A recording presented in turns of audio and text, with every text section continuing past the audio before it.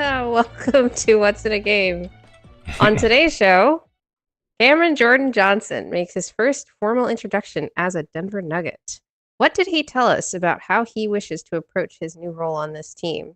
But first, our long international nightmare is over. Jonas Valanciunas has spoken.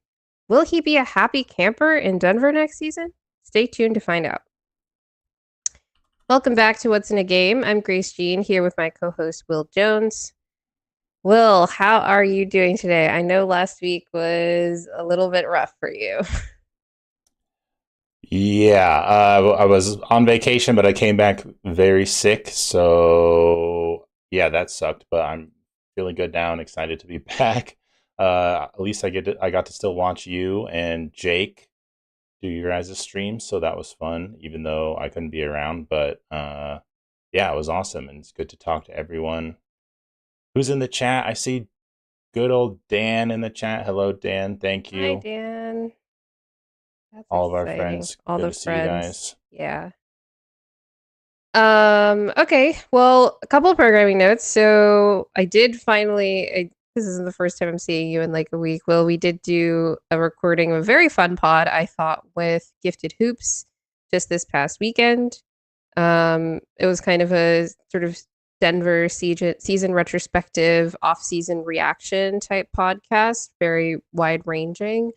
It's supposed to be coming out Friday. Might like within that range. Look out for it this upcoming weekend. And check our social channels. We'll be definitely putting out the links to that once it's out in full. But you can also monitor the Gifted Hoops YouTube channel for that. And also, please do us a favor and hit the like and subscribe buttons. It really helps us out with the algorithm as we try to grow the channel. And I'm just noticing, Will, that we've got a bit of a storm rolling in here. So I'm just going to turn on this lamp because it's going to get much, much darker in this room if I don't. And my video will be very grainy. Okay. So Let there we there go. be light. Let there be light. Tech on the fly. We are currently at 1,070 subs. It feels like things are going Nice. very rapidly. So and our next goal is 1,500, please. So like I said, hit the like and subscribe button to help us out as we try to grow the channel. Will, you and I are planning to do a 1,000 sub celebration stream next week. We'll put out announcements for that all over our socials once we get that scheduled and all that, and that should be really fun. We'll have some fun segments planned as we celebrate a huge milestone for the show. I actually don't remember. Yeah, you were here when we did cross the 1,000 sub barrier, Yes. right? Yeah. I think it was it one of the Jonas Valanciunas streams? I think it was the well, yeah, it was the that or the free agency stream. Or the free agency I can't stream, which was like remember. 4 hours. It felt like we were doing a telethon. Yeah. But everyone was uh, doing that. It was fun to yeah, participate and people hung out. The sickos really hung around for that one. they did. They really did. All right. So our only major news story for the show today is resolution to the Jonas Valanciunas situation, where he actually spoke to Donatas Sabonis from Basket News. This is part of, I believe, some kind of media availability for the Lithuanian national team that have started their training camp for Eurobasket. And he just, put out this quote, so I'll just read it here. I want to clear the air about my playing situation next season now that Denver has made their decision to keep me. The idea of playing for Panathinaikos closer to home was very exciting to me. This is, of course, a translation, by the way. But that will have to wait. I am fully committed to honoring my contract with the Nuggets this season and will give it my all to compete for a championship. A note on that translation, though, by the way, Donatas Sabonis, the reporter from Basket News who took this quote from Jonas, is also Lithuanian. So probably like the closest like direct translation you're going to get of all the European news outlets that are getting these quotes and transcribing them. Do you think this is an emphatic enough answer for a team that kind of wants everybody rowing in the same direction as they try to chase a title? I think it is. I'm not that worried about it, to be honest. I think that it was just a weird kind of mess up and miscommunication, either by his agent or who knows exactly where that originated from. But I, I, I almost wish, if anything, I could critique is that he took a little bit long to put this message out there and kept saying things like, "As soon as I know, then the fans will know, so we'll see." And this whole saga took longer than I thought as well. And Denver was putting out the same messaging the whole time, holding strong. It doesn't seem like Jonas needed a ton of convincing, though there was the rumors that Jokic apparently reached out to him, which is cool if true. Because I Reddit feel like, rumors. Yeah. yeah, I mean, I just like seeing the Jokic effect in general. Like even Cam and Tim Hardaway, like you talked about that with Jake too, and how they were lighting up on the podcast that they talked about. And I think everyone wants to come play with Jokic, and there wasn't some resentment, with this Euro rivalry center where Jonas is too prideful to back up Jokic. All those reasons why people were speculating for whether Jonas would even want to come play for the Nuggets seems way overblown at this point. So I'm willing to think that he's going to come in fully committed. Like his contract is binding and he's going to have to come in and he has a great opportunity. And if he does want to go play in Europe, he has plenty of time for that. I think it's worth playing one season in Denver and seeing if they can get it done. Yeah, and to that point about the like pride thing and like being a backup, uh this is via Harrison Wind from DNVR who mentioned this on a podcast that they did at the end of last week. Um Jonas apparently had a podcast appearance like a little over a year ago, it sounds like, where he was asked a question about what his ideal, role is at this point in his career. And he gave the answer. Apparently, this is according to Harrison. I haven't heard it, and I don't have the transcription in front of me. His answer was playing 10 to 15 minutes a night as a backup for Nikola Jokic in Denver. So I'd like to like hear this podcast and all that. It's probably in another language if I'm being honest, but I think that's a little on the notes. I thought about asking him for that to just kind of be like, be careful what you wish for, on Jonas's part. But it doesn't seem like that was really the main issue there. And there were also, um, I don't know, speculation, fan analysis from EuroLeague fans that said like, hey, if he goes to Panathinaikos, like they have a starting center, he's going to be coming off the bench. And I'm like, I don't know. I don't know that that's true. Like in European basketball, Jonas might be better than their starting center. I think it's Lesort, who I watched play for, I believe, the French national team during the Olympics. I could be wrong about that, so don't quote me on that. But I have seen Lesort play in international basketball over the last couple of years at some point. So I don't think that was really the issue. It does sound like it was just about being closer to home, and there might be like specific family reasons for that. I guess not. But him saying that he's fully committed to honoring his contract at least means he's not gonna like kick up a stink about it. Uh, but he did say he'd also give it his all to compete for a championship. That's direct from that quote. And I do want to give Ben Wallace, but especially Ben Tenzer, I think a lot of credit for the entirety of the process that it took to get Val, because he actually did an interview with friend of the show Matt Brooks last week at Summer League, who when Matt asked him about the process of getting this trade going with Sacramento in the first place, and Ben basically talked about how this is all the unbelievable quote unquote work that Ben was doing while he was interim general manager, where he was picking up the phones, canvassing the league, and calling everybody and their mom just to find out like what the situation was for every team, and just kind of registering interest in various players that they were interested in. Jonas is somebody that I think Ben has even told us that they'd coveted at different points last season as well. Um, and so he had already sort of laid the groundwork with Sacramento in the months leading up to this trade. And then when Sacramento was like, okay, like we need to find a trade partner so that we can get under this first apron, it seems like Denver was just one of their first calls. And so that was really cool to hear. It's just like, oh, look, relationships. And that's not to say that there was none of this happening under the previous regime. It just kind of runs counter to a lot of the reporting that we got about that situation. Yeah, that was Yeah, go such a ahead. weird situation just because the reports were coming from legit like European reporters and people who would know that situation, but it almost made it more confusing because they're really close to EuroLeague like sources.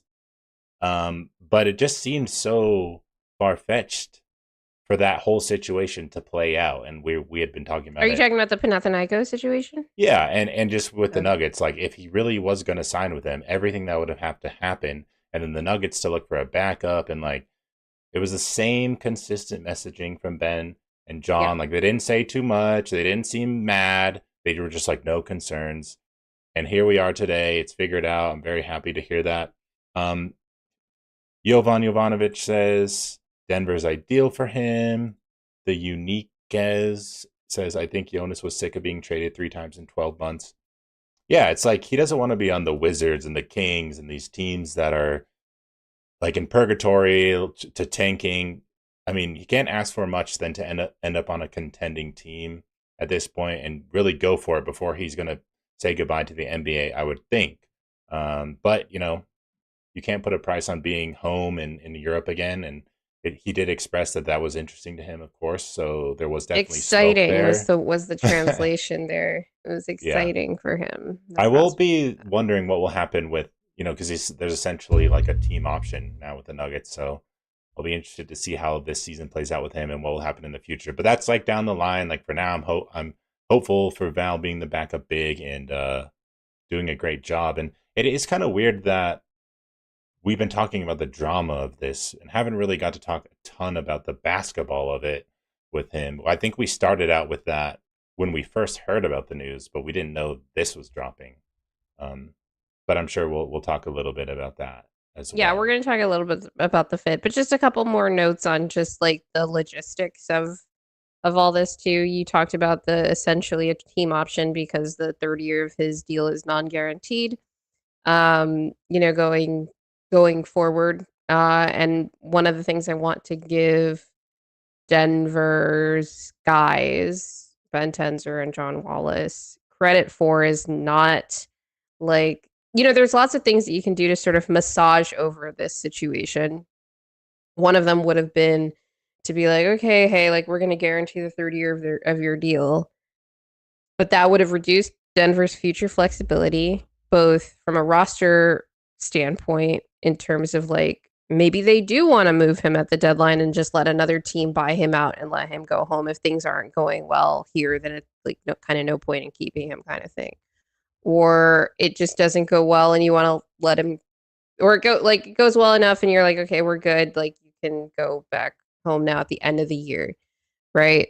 Couldn't do that if you had guaranteed that third year. And in addition to that, Denver has, various cap concerns going into next season when after all is said and done with Christian and potentially Peyton Watson's contract extensions as well. So having that like guaranteed $10 million on the books would have complicated that picture too. Even if they did decide they wanted to keep him, like maybe it would be like via figuring out a different number or whatever. Who knows?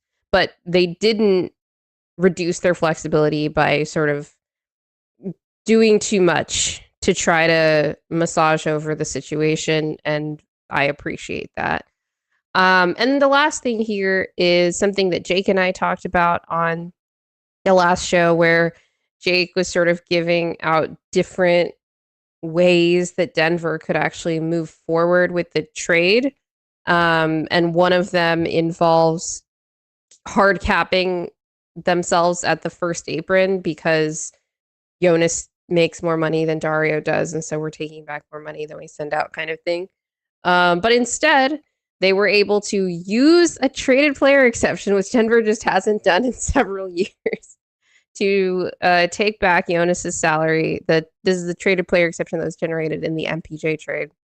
And so they were able to absorb Jonas's salary, not trigger the first apron hard cap, despite, taking back more money than they sent out. It's just like a little bit of cap magic that that Ben was able to sort of accomplish there. And like, hey, I love to be proven wrong about this, because asset management was such a big, like, glaring hole in the previous regime. And they did other things well, and not just, they did other things well. Calvin did other things well, like drafting first round draft prospects, kind of, perhaps over relying on his drafting skills, like kind of took that a little bit too far and all of that. But when it comes to asset management, at least thus far, I've been relatively pleased with the ways in which, like, really this whole offseason has come about, right? Because I can't remember which shows you were here for or not, Will, but we talked about this, I think, when we first got the news about, okay, Bruce and Tim are on 1-year deals, no player options. That opens up flexibility for next year, right? Because you don't have to worry about, am I going to have a roster spot or not? And what if this guy doesn't work out for us, and then they're picking up a player option and we have to worry about that? Yeah. They handled the Dario Saric situation, which is like the exact same situation we were in this scenario, year. Yeah. Right? Where he picks up the player option, you're like, this is not working, and then you turn that into a useful player. Any comments on just how all of that has come about? It reminds me of management. I can't remember who tweeted it, but one of the Nuggets people that I follow was like, somewhere Calvin Booth is sitting there stunned that all this was possible. Yeah, I think I retweeted that. Yeah, it's just like, and I'm sure like Calvin Booth, like on some level, like he would have signed Bruce to the minimum too or something like that. It didn't really matter, I think, who was in the front office position. Probably would have given him a player option. Yeah. Or maybe he wouldn't have, because he was like so hell-bent on Pickett being the backup point guard. Anyway, true. But I'm just happy that a lot of the headaches we've been worrying. I don't think he signs Tim Hardaway Jr. though, because he gets in front of Julian. He might not. Yeah, exactly. I mean, that was like why he got, his contract wasn't renewed. Supposedly was, not. It was clearing the path for a lot of his guys when we needed vets. So I don't know if that's why his contract wasn't renewed. I think it's because they were in the luxury tax and needed somebody that could manage this cap stuff. Oh, wow. Well, there you go. They did it. They did something that was good for the team and good for the roster. And by team, I mean like the franchise, the organization. Sure. Yeah, Booth did add Bruce Brown. So he gets credit for that first time, but would he have re-signed him back? I think he would, but Booth was bad at contract negotiation, gave away random player options to make it easier to sign. Yeah, that's like just my last takeaway from all this. He would just kind of give in to like everything. It didn't feel like he really wanted to be like deal with like the confrontational side of like negotiations, and so you end up in a situation where you're giving up 3 second-round picks to salary dump a $5 million contract with Reggie Jackson. We saw in the unfortunate 4K video of the Suns draft war room that Calvin negotiated against himself to give the Suns an extra, like that third second-round pick to move up to draft Duran, when they probably would have taken his offer without brutal. that kind of thing. And then Dario with the player option. Like there were actually a lot of examples of this. Dan obviously giving up 3 seconds to dump. Offering the player option to Reggie in the first place when it's like, it was rumored that he was trying to decide between Denver and Milwaukee, but it's like, dude, he's from Colorado. Like if he needs a player option to come back home, Reggie. Then like, what are we doing here? Yeah, and it did make us feel like, do we really need to do these things to bring people in? And now we're proving with this offseason that that's not the case, and that players are excited to come to Denver and play with Jokic. And I feel like that's how it should be. These NBA players should want to get the Jokic bump and play with one of the best players that's ever going to play in their short careers and tell the grandkids about it. Why not? Well, the other thing is, it's very clear from the quality of the minimum signings this year that he wasn't really trying to go after like the best vet minimum guys in the past. And like, to be fair, it's very.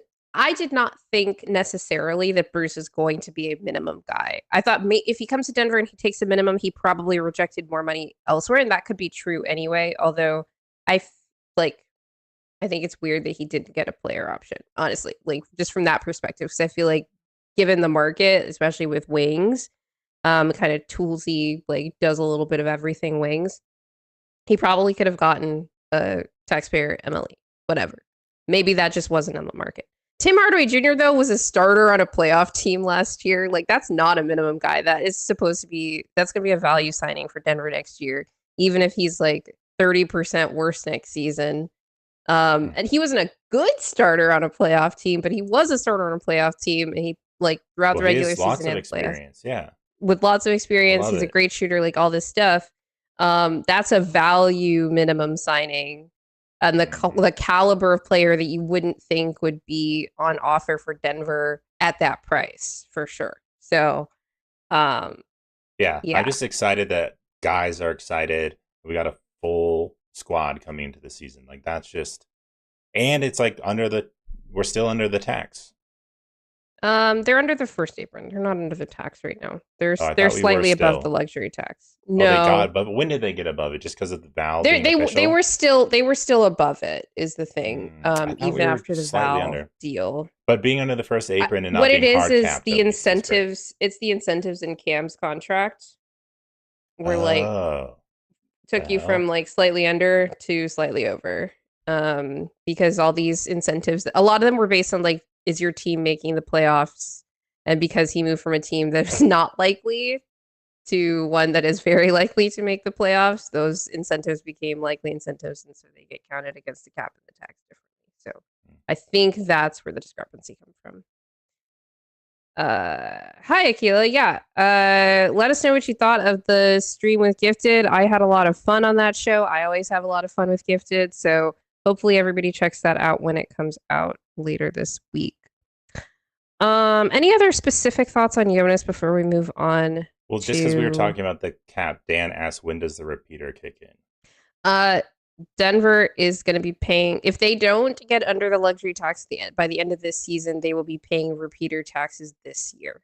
And so the deadline for getting under the luxury tax, because of when things get counted, the luxury tax gets counted at the end of the season. So they have until, I don't think it's the trade deadline. They have until the end of the league year, which is right before the start of next year free agency, to get under the luxury tax. But it has to be like under the luxury tax for this past season, and you can't trade players after the trade deadline. So basically, they have until the trade deadline to get under luxury tax. If they'd like to avoid the repeater, which is like, whatever. They probably want to because they're going to be paying Christian and probably paying Peyton, it sounds like. And will definitely be a tax team next year. And they're much closer to not being a tax team this upcoming season. So maybe that is something they look into. All right, cool. So, related to the Jonas situation, I wanted to share a fun stat that I heard from Tim Cato when he was filling in for Adam Mattis on the All NBA podcast last week. Just about the frequency of use of these double big, and I mean like two like full on centers lineups over the last decade or so. So in the 2014 postseason, there were over 1,000 minutes played in terms of lineups that had two guys that were classified as centers in them. So that's a lot of minutes. So that's all teams that played double big lineups. That's the totality of those. By 2021, that postseason, there were just 16 minutes of double big lineups played. And it was like all like some stuff Eric Spoelstra was just trying, apparently, in the Heat Bucks series. And I think they got swept was the note on that. So it was just like, nope, these have fallen completely out of fashion. No double big. Probably there were more. I mean, yeah, when it's just 16 minutes, there were probably more lineup minutes played with no centers than there were with two centers in 2021.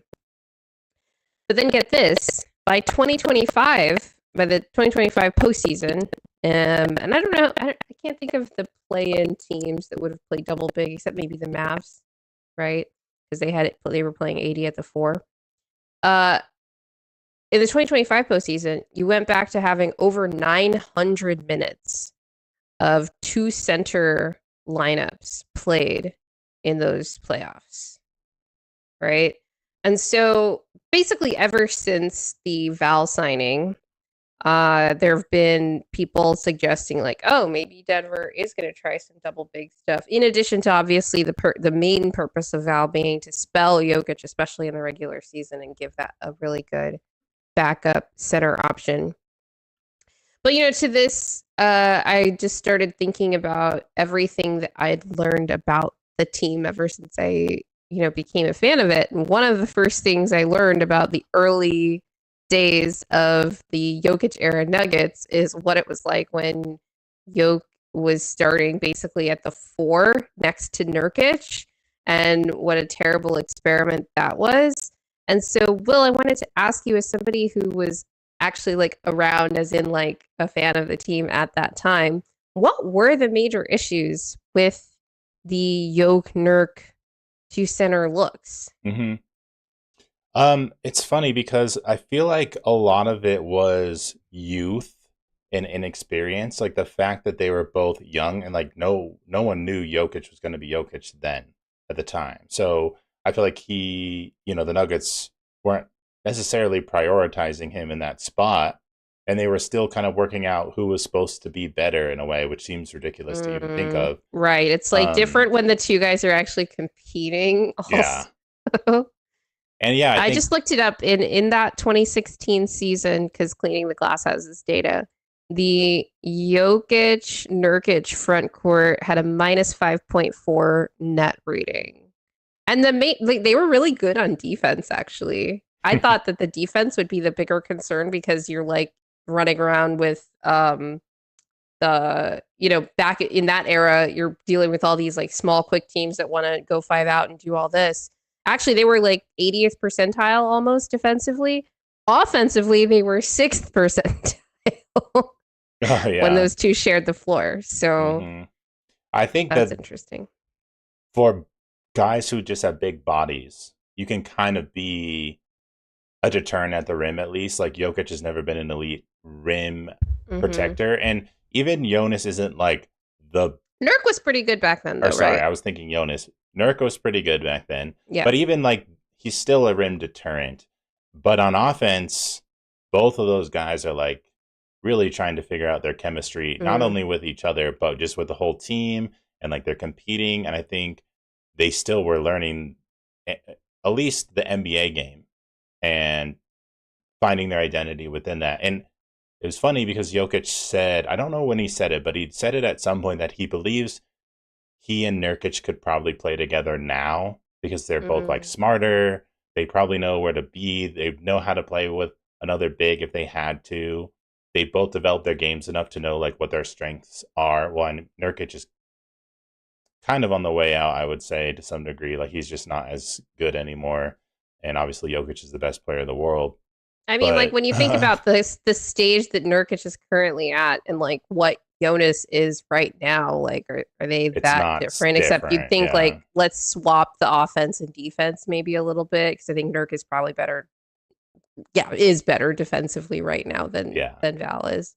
Yeah, it is. It's similar. So I could see. I don't know how much we're gonna play a double big, unless it's like some very specific matchup, but I think it's possible. Like, I don't think you're going to see some huge Mm. disaster like you did with Nurkic and Jokic. I don't think there was anything And it inherently wasn't with it. even that bad. Like when you look at it, Jokic plus Nurkic together is still better than non-Jokic lineups today, Yeah. right? I mean, minus 5.4 is not good, but it's like okay, Hmm. like it's not like the Dario Saric disaster to start the season.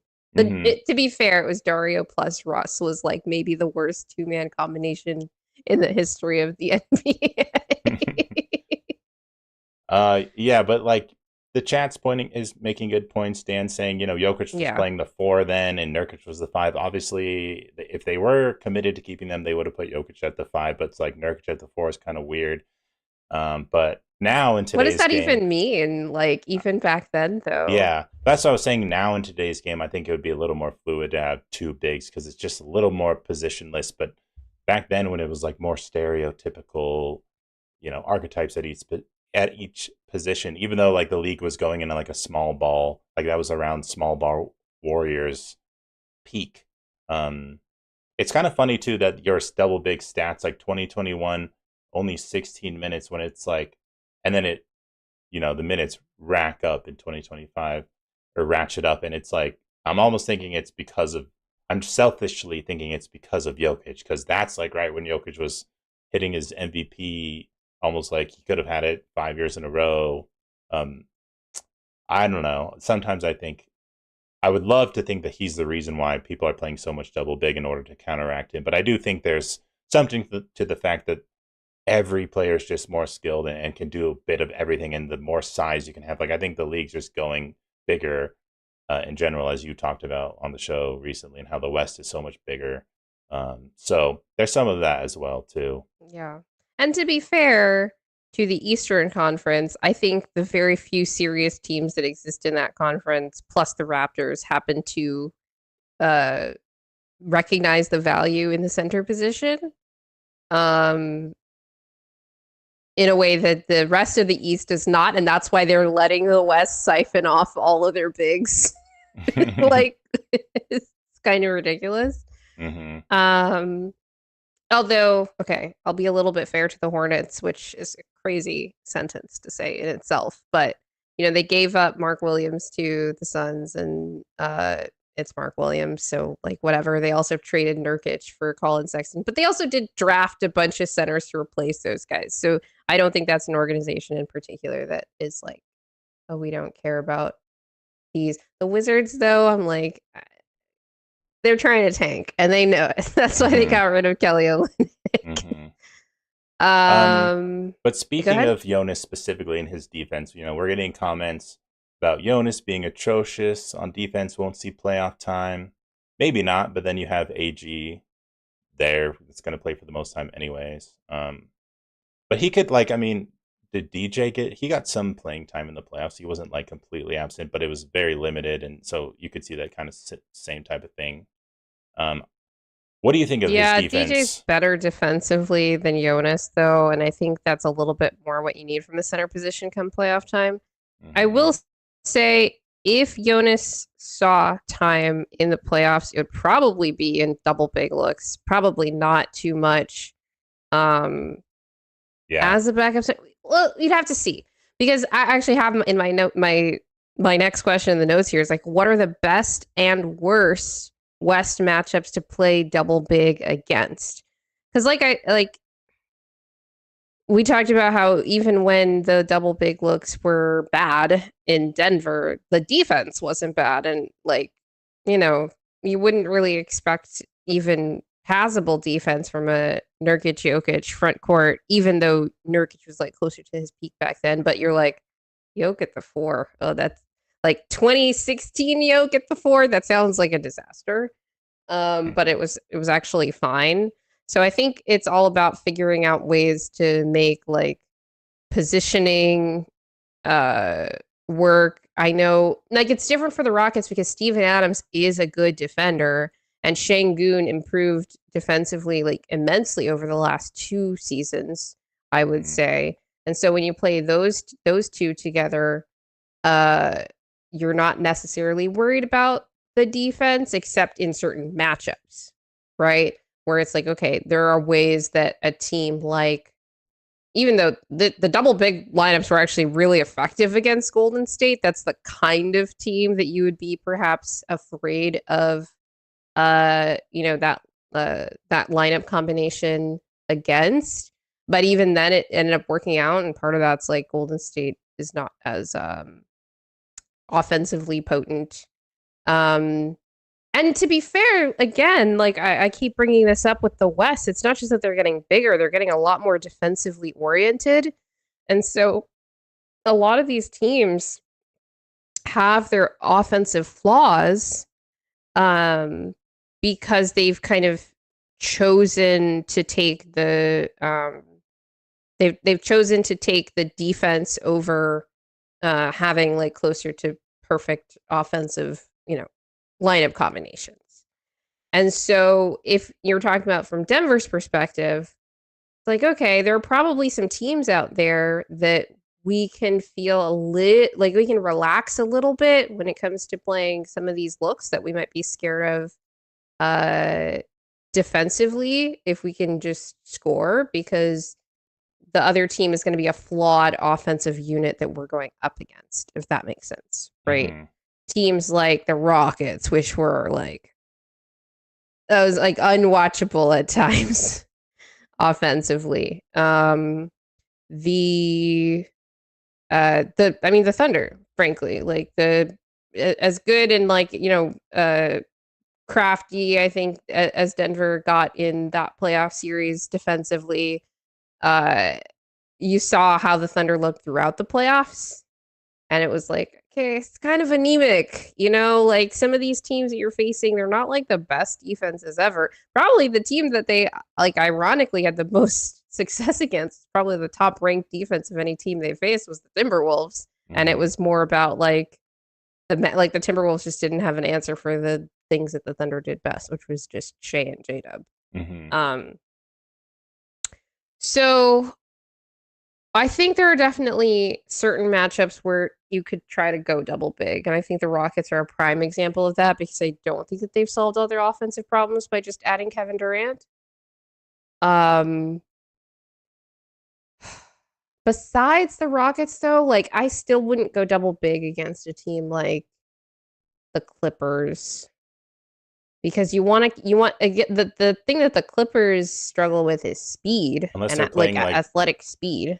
Zoo and who was the other center they signed? They got Brook Lopez. Yeah, unless they're playing them together, Yeah. which is random. It's just And because even then, like I think you could run those guys, honestly. Not Zoo, because he's like really, but like the Clippers generally, they're so old. Like I would just want to stay as small as possible throughout that entire series. And we saw that's what worked for Denver. A lot of people say like, and Denver did kill them on the glass in certain games.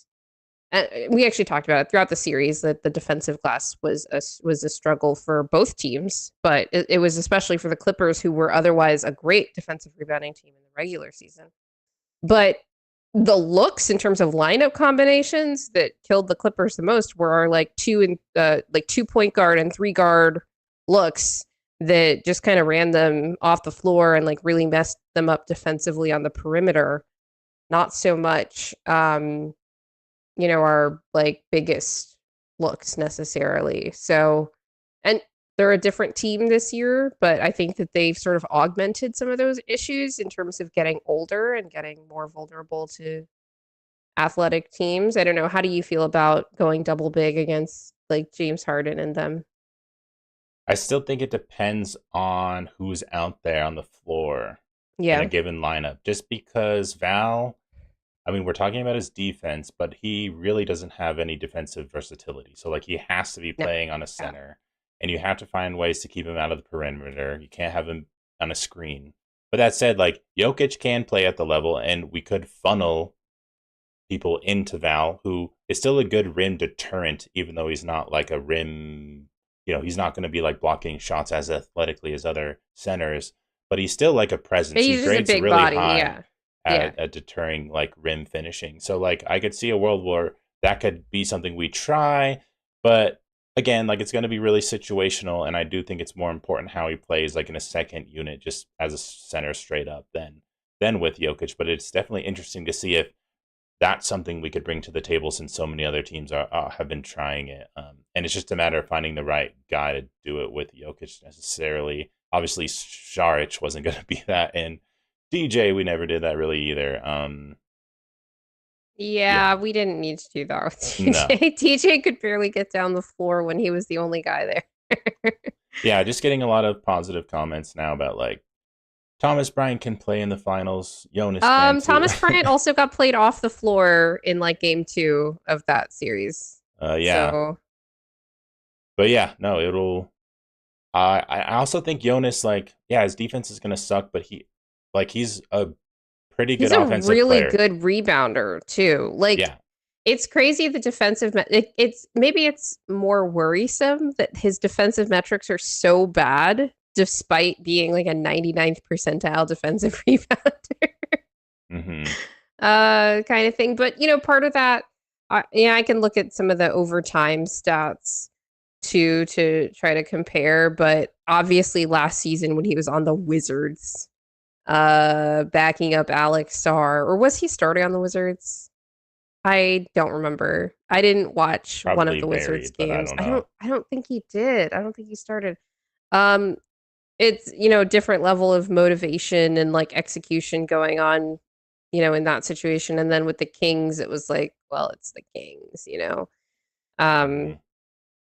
But also, yeah, like I do think he's not being brought in to be some defensive solve for the Nuggets in the second unit, other than he will provide that rim finishing. But we do have Holmes too to play maybe some of the 5 when the matchup calls for it, like being a little more versatile with what the lineups can do there. But I just think he's going to be good on offense. He's going to be a good screener. He can rebound. He has a good putback like possibilities where he can just get a rebound and put it back up and score. Like he has good efficiency from that standpoint too. And I think he's going to be great on offense for us. And that's definitely something. Yeah.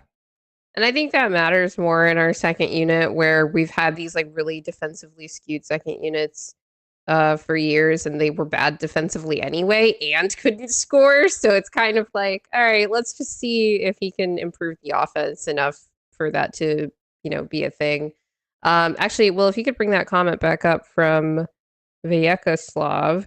Rebounds are considered as part of defense, which is why and most of these advanced metrics do consider defensive rebounding as part of how they measure defense. So the fact that Val's advanced metrics defensively are that bad, despite the rebounding being a very positive thing that should be offsetting it, tells you that he's that much worse at every other aspect of defense.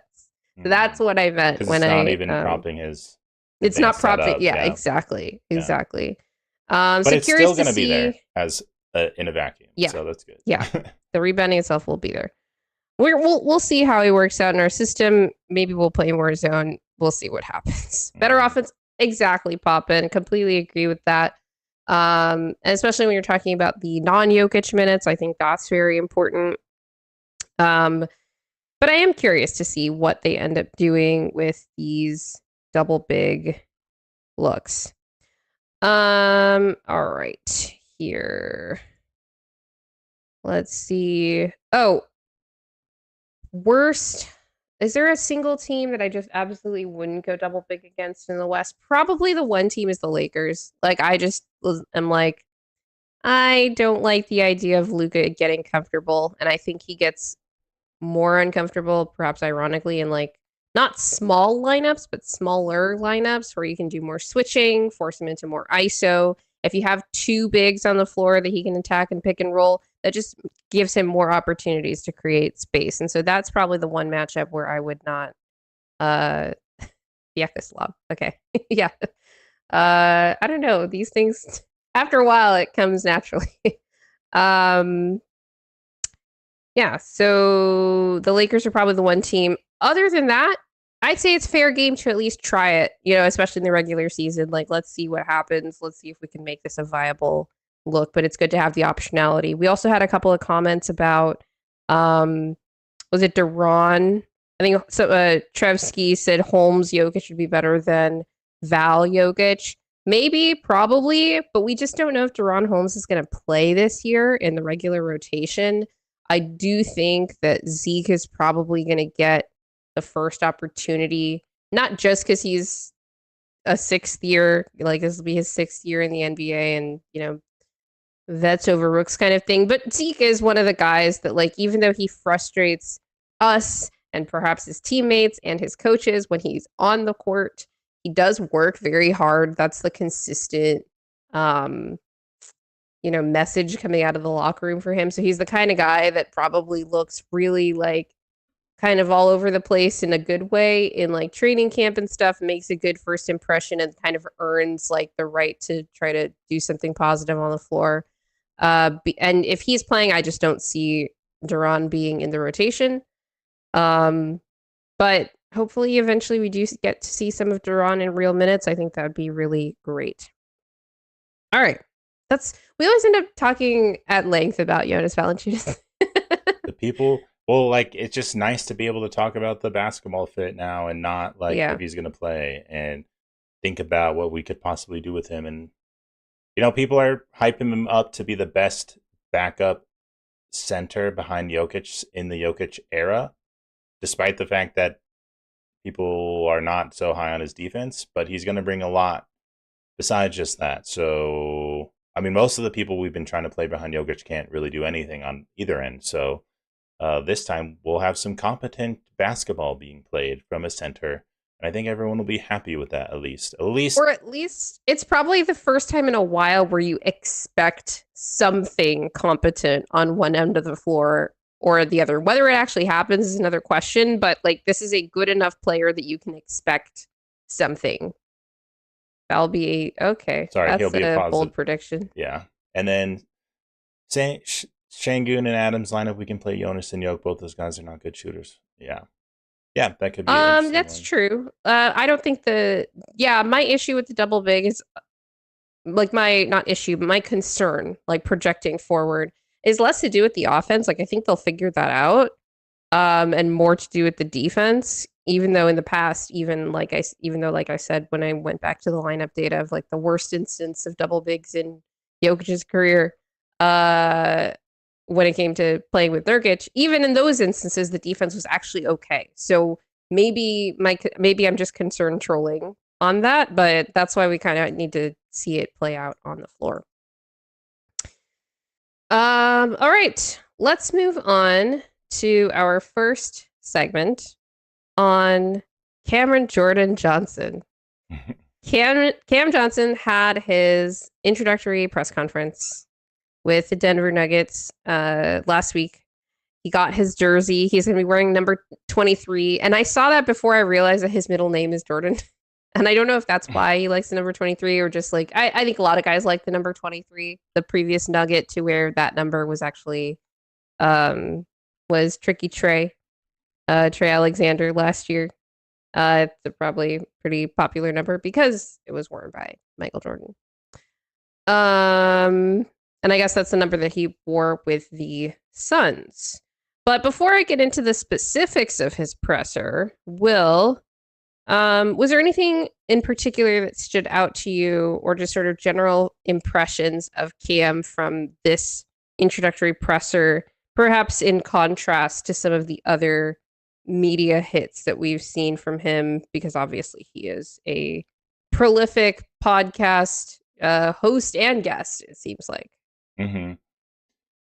I mean, I think he just demonstrated a lot of the same attributes that he shows in other podcasts where he's very well spoken and he has a basketball mind. He likes to talk about the specifics and break down the game, and he can use very specific terms and understands how his game fits in that. And I mean, the sky's almost the limit in how you can creatively put yourself around Jokic.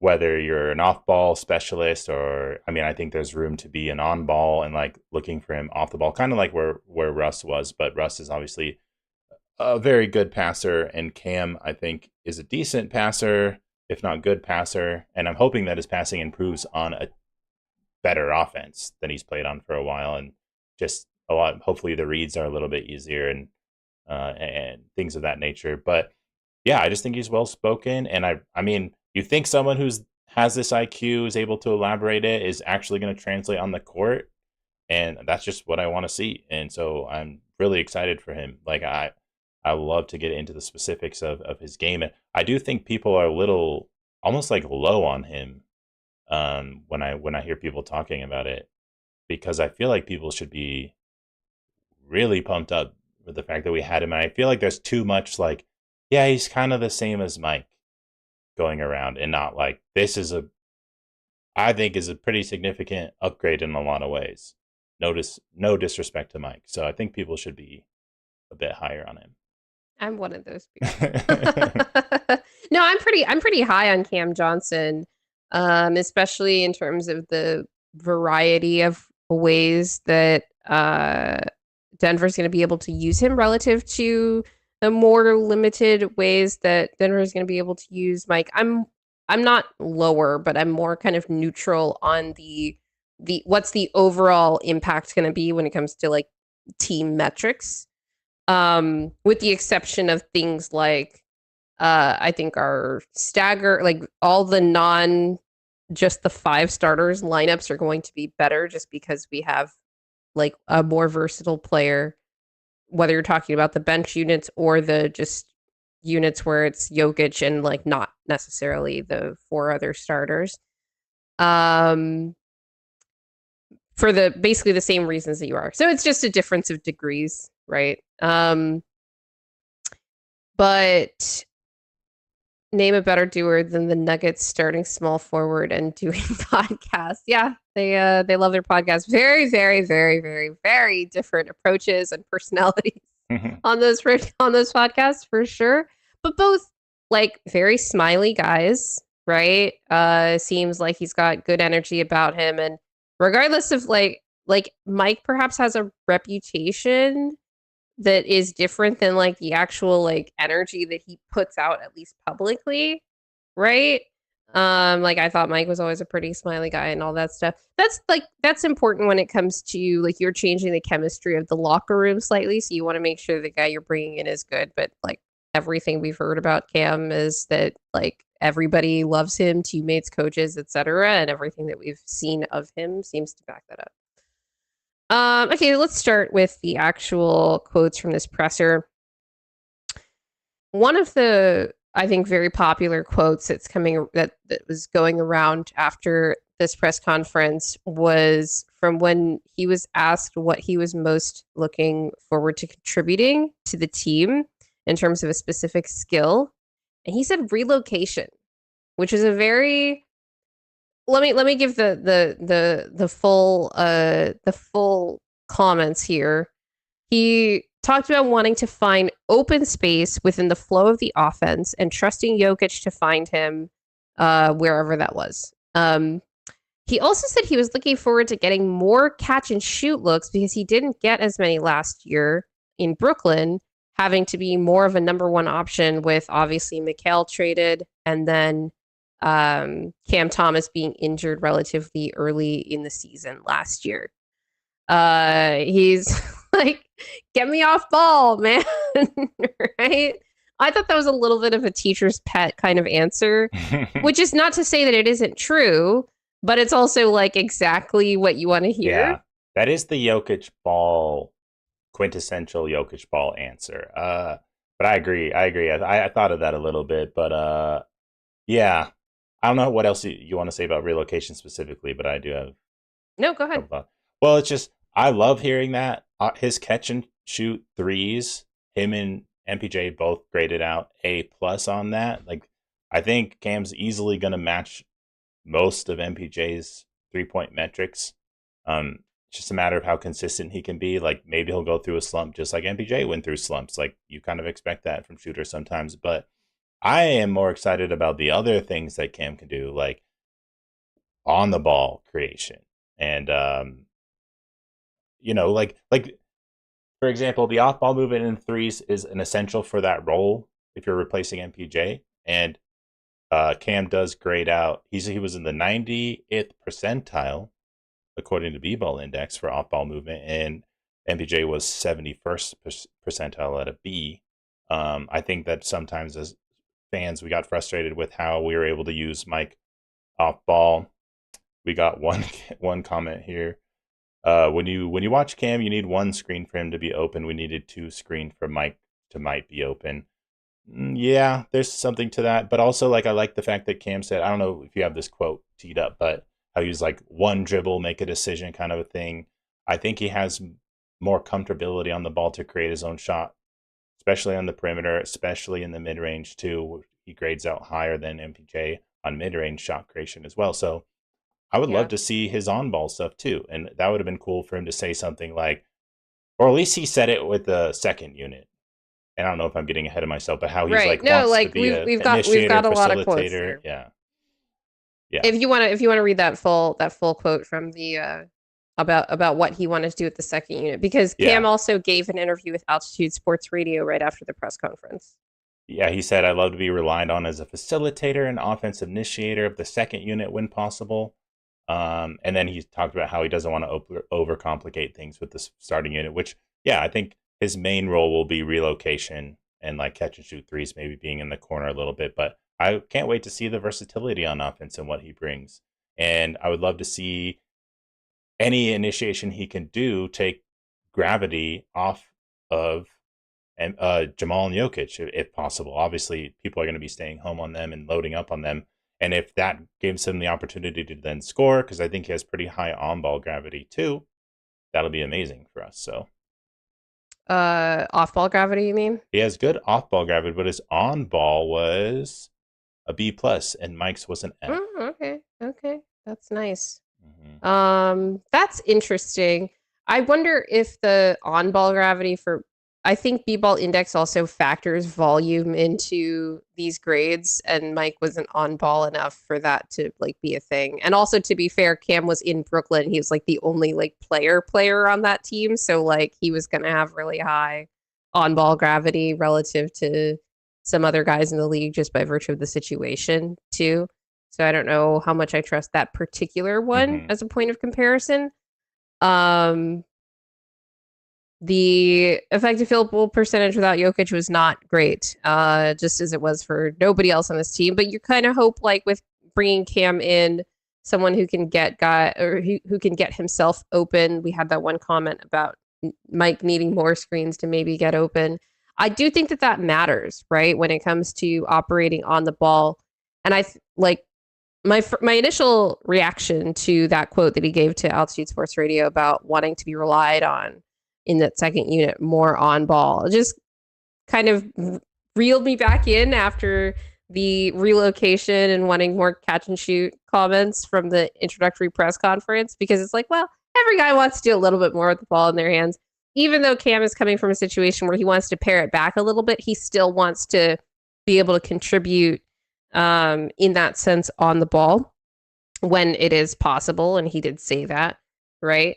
The difference, I think, is, and obviously Mike wanted to do that stuff too, it's just, it wasn't in his repertoire in order to be able to do that effectively enough on a team that like wanted to win now, right? Cam, on the other hand, has been allowed to explore his game over the last few years in Brooklyn, perhaps more so than when he was on the Suns and they were in their win now mode, right? Mm-hmm. And so he's been able to hone and like refine those skills to the point that he is able to finally contribute them to a team that is actually trying to win. He actually had this quote that I caught from the Dog Talk, DAWG Dog Talk podcast hosted by former Nugget Kentavious Caldwell Pope, to where Cam said on his own versatility, I don't have to have the ball in my hands 24/7. I've been the guy with catch and shoot, spot up, one dribble, make a decision. I'd like to show I can be another option on ball, another option that can be heavily involved in the offense. This is an interview that he did after the trade to Denver. I think he did it at, like, they rented a studio at Summer League. So, and then he said, so just building that repertoire to have a role so that no matter what lineup you're out there and no matter what team you're on, just in reference to being able to do something regardless of who you're out there with, whether you're out there with other creators or you're out there with only play finishers and you have to be doing a little bit more of the creation out there. And obviously, all the reps that he's gotten over the last few years in Brooklyn are going to be more useful to him than Mike's sort of exclusively off ball, almost exclusively off ball reps over the last few years, because that's really all that was within his capability. For a team that didn't have the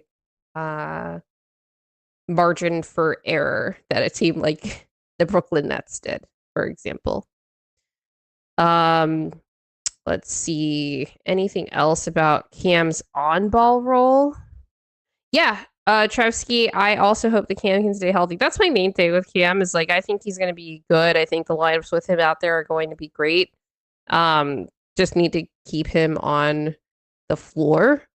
Yeah, but I mean, injuries can happen to anyone at any time, and it could have happened to MPJ again. Like his back could flare up at any time. Not that I ever wanted to think about that, or I do give MPJ credit for being super durable and playing as many games as he did. It was so impressive.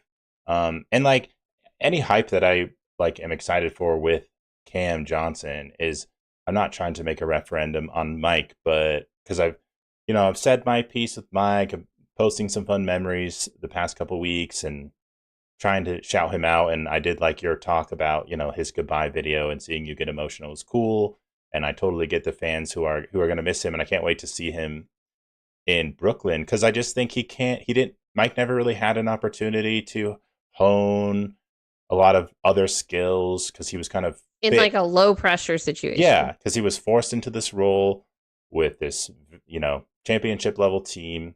And he bought in completely and his on own that. like physical limitations, like that's definitely a part of it. Like he needed more margin for error to work on those skills than he was going to have here.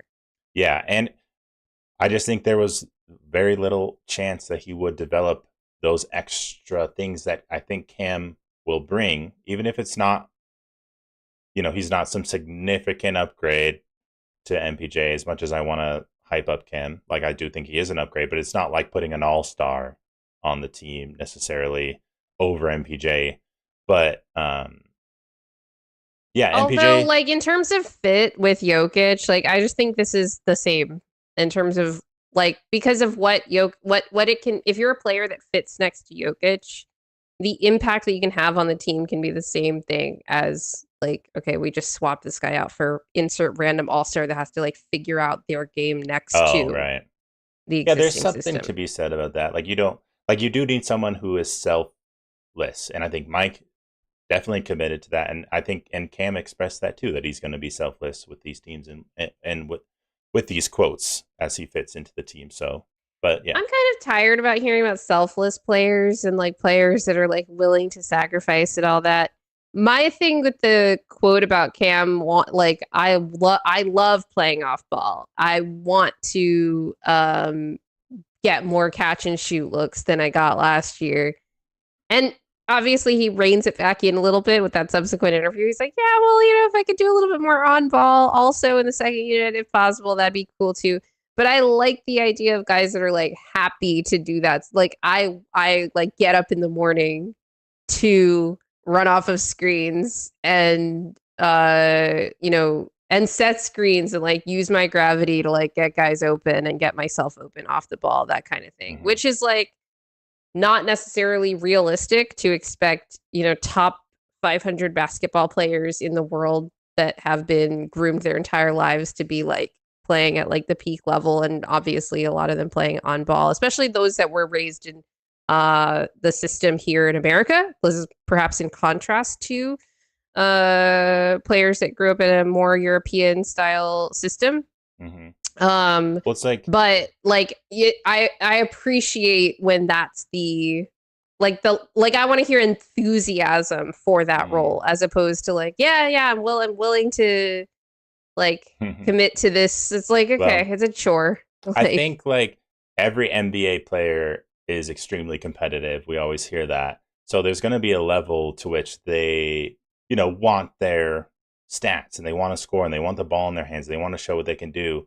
But if you're like a team first person and you realize that you fit in a system and that's what wins championships, a lot of players are going to buy in on that because the reward's really high. And it does remind me, and Aquila M is bringing this up, when KCP was talking about MPJ being in the corner, oftentimes he'd be on the same podcast when he was talking to Cam, was talking about how he often got stuck on the same side with MPJ in the corner. And he's like, I know if I'm in the same corner with MPJ, I'm not getting the ball because Mike's going to get it if he's going to shoot. And he was like, he expressed some frustration on that, which was funny, but also relatable. Like, you can't blame someone for wanting to get their shot, but yeah. And it ended with the story of like, and then there was this one time where he did swing the rock to me and I was like shocked, but also happy. In that same interview, actually, KCP references his role coming off those pin downs to take that midi. He loves that free throw line midi, or like that elbow jumper, depending on what side of the floor he was on. And that was how he kind of played his off-ball role with Jokic. And he's like, and sometimes though, like Jokic would keep the DHO, so I needed to like sprint into that. Oh yeah, it's my only shot. I gotta get off clean. It could be my only shot all quarter or whatever. So I need to make sure I get there. I'm like, I'll step on my defender's feet so that they're like stunned, and then I can get open. I'll get wide open. That's what you got to do. Veteran moves. There was him saying that reminded me of that one moment. I think it was the opening night game against the Lakers in the year after the championship, where it looked like Reggie Jackson had broken LeBron's ankles, but then on the replay, you saw that he stepped on he'd stepped on LeBron's foot. Yeah. That but was if you're a really fan, funny. Never admit it. Just yeah. He broke his ankles. I didn't see. His ankles. I didn't absolutely. See him step on a foot. See no evil here. That was a really funny podcast. Highly recommend watching that interview, especially, I guess. Well, maybe not especially, but Cam tries to like debunk some conspiracy theories at the end. Also, for these guys on the Dog Talk podcast. The other quote from that same interview that I wanted to bring up and related to this whole conversation was about well, there's two things. I was trying to decide if I was going to bring up both or not. Cam really loves the corners. And the way that he described it on this podcast was, I'm in the corners a lot. That's my real estate. I used to say, this area below the break, this is my home real estate. I visit home often. I get back to home base. He's like running back onto offense from defense. It's like getting back home from vacation. He loves sprinting all the way down his lane to the corners, and that's, I think, going to be very useful. Because he'll either be dragging a defender all the way with him, or we're going to get a lot more open corner threes from a good shooter in transition. Although Cam is not as good of a transition shooter as Mike, and I don't know how many people feel that Mike was a good transition shooter when it came to like those either catch and shoot or pull up looks in transition. But I think the field goal percentages were higher there. I did want to give some numbers that I looked up just the other day in the course of a misunderstanding online. I thought I was arguing with someone, but we were actually making the same point about Cam versus MPJ and their respective efficiencies. So as spot-up players, and different websites define this term differently, but the idea is just you're taking a catch and shoot jumper, or you're taking a couple dribbles and like driving down the lane, getting a layup, whatever, and like your job is to attack an advantage and score. As spot-up players, for NBA.com, they have these stats on like 0 dribble shots, and it looked like Cam and Mike were actually pretty close on these 0 dribble shots. So Cam was at right around 62% effective field goal percentage. Mike was higher. He was at 65% effective field goal percentage, which is insane efficiency on 0 dribble shots. But the differences in their... Oh, go ahead. No, I just remember when Mike was like coming on with the Nuggets and everyone was excited about him, citing those non-dribble shots really got people excited about Mike, because it was like, he's going to be the next Klay Thompson, like he's the off-ball god. Yeah. And he was like he did great. Like he did great for us, undoubtedly. But that is a cool skill to have. Yeah. The difference in the gap, or the gap in their efficiency is right around 3%, effective field goal percentage, but their shot diets were completely different in this sense, and as you would expect, from MPJ being the third banana in Denver versus Cam being the basically the first option most of last season with the Nets. Uh, MPJ's zero dribble shot diet was actually 59% of his shots came with zero dribbles. Right? That was higher than even I thought it was going to be, even though like I know MPJ's role. Um, but that's really high. So he was getting like, this is a top quality shot diet that you're getting in Mm-hmm. Denver, right? As a spot up player. Cam, on the other hand, only had 46% of his shot diet on zero dribble shots. And that was higher than I thought it would be in Brooklyn, Mm. too, because I thought it'd be closer to like 40%. But I guess Jordy was able to manufacture some spot up, looks for him as well. Yeah, you'd think he'd have to create so much more than just you know to get that high for that percentage. Like I'm kind of shocked because it's like how much playmaking do the Nets have and such. Also, like Cam's like passing efficiency was like really low in terms of like I don't You want know. to cite that for me? I don't have those numbers in It front of was me. like let me look.